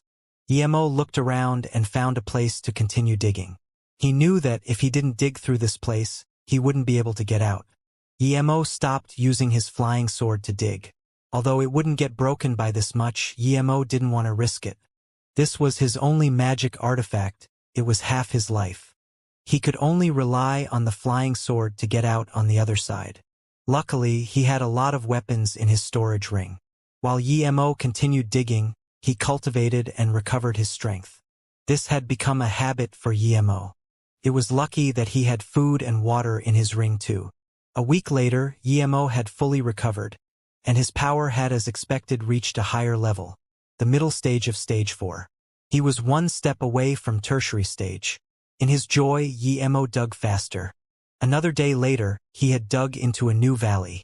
However, at this valley he could see the sky. Emo rejoiced. He could fly out of here on his flying sword now. Emo stood at the cliff and sighed. He could finally say he had survived. Although he didn't get the crystals, he didn't lose his life either, and his power had even increased. But before Emo got on his flying sword, he dazedly looked downwards. What he saw below was a mess. There were ruins and broken bodies all over the place. Emo couldn't be more familiar with the place. This was the gourd cave he had escaped from. He had actually dug all the way here. He sent his spirit sense down and scanned the place full of bodies. He could even see Xiang Mingwang's head. Emo rejoiced. That bomb was really strong. The entire gourd cave had been annihilated by it. But Emo had to pull back his excitement as he didn't see Ren Pingchuan. This meant that Ren Pingchuan had left. Emo felt some worry. Ren Pingchuan was his biggest enemy.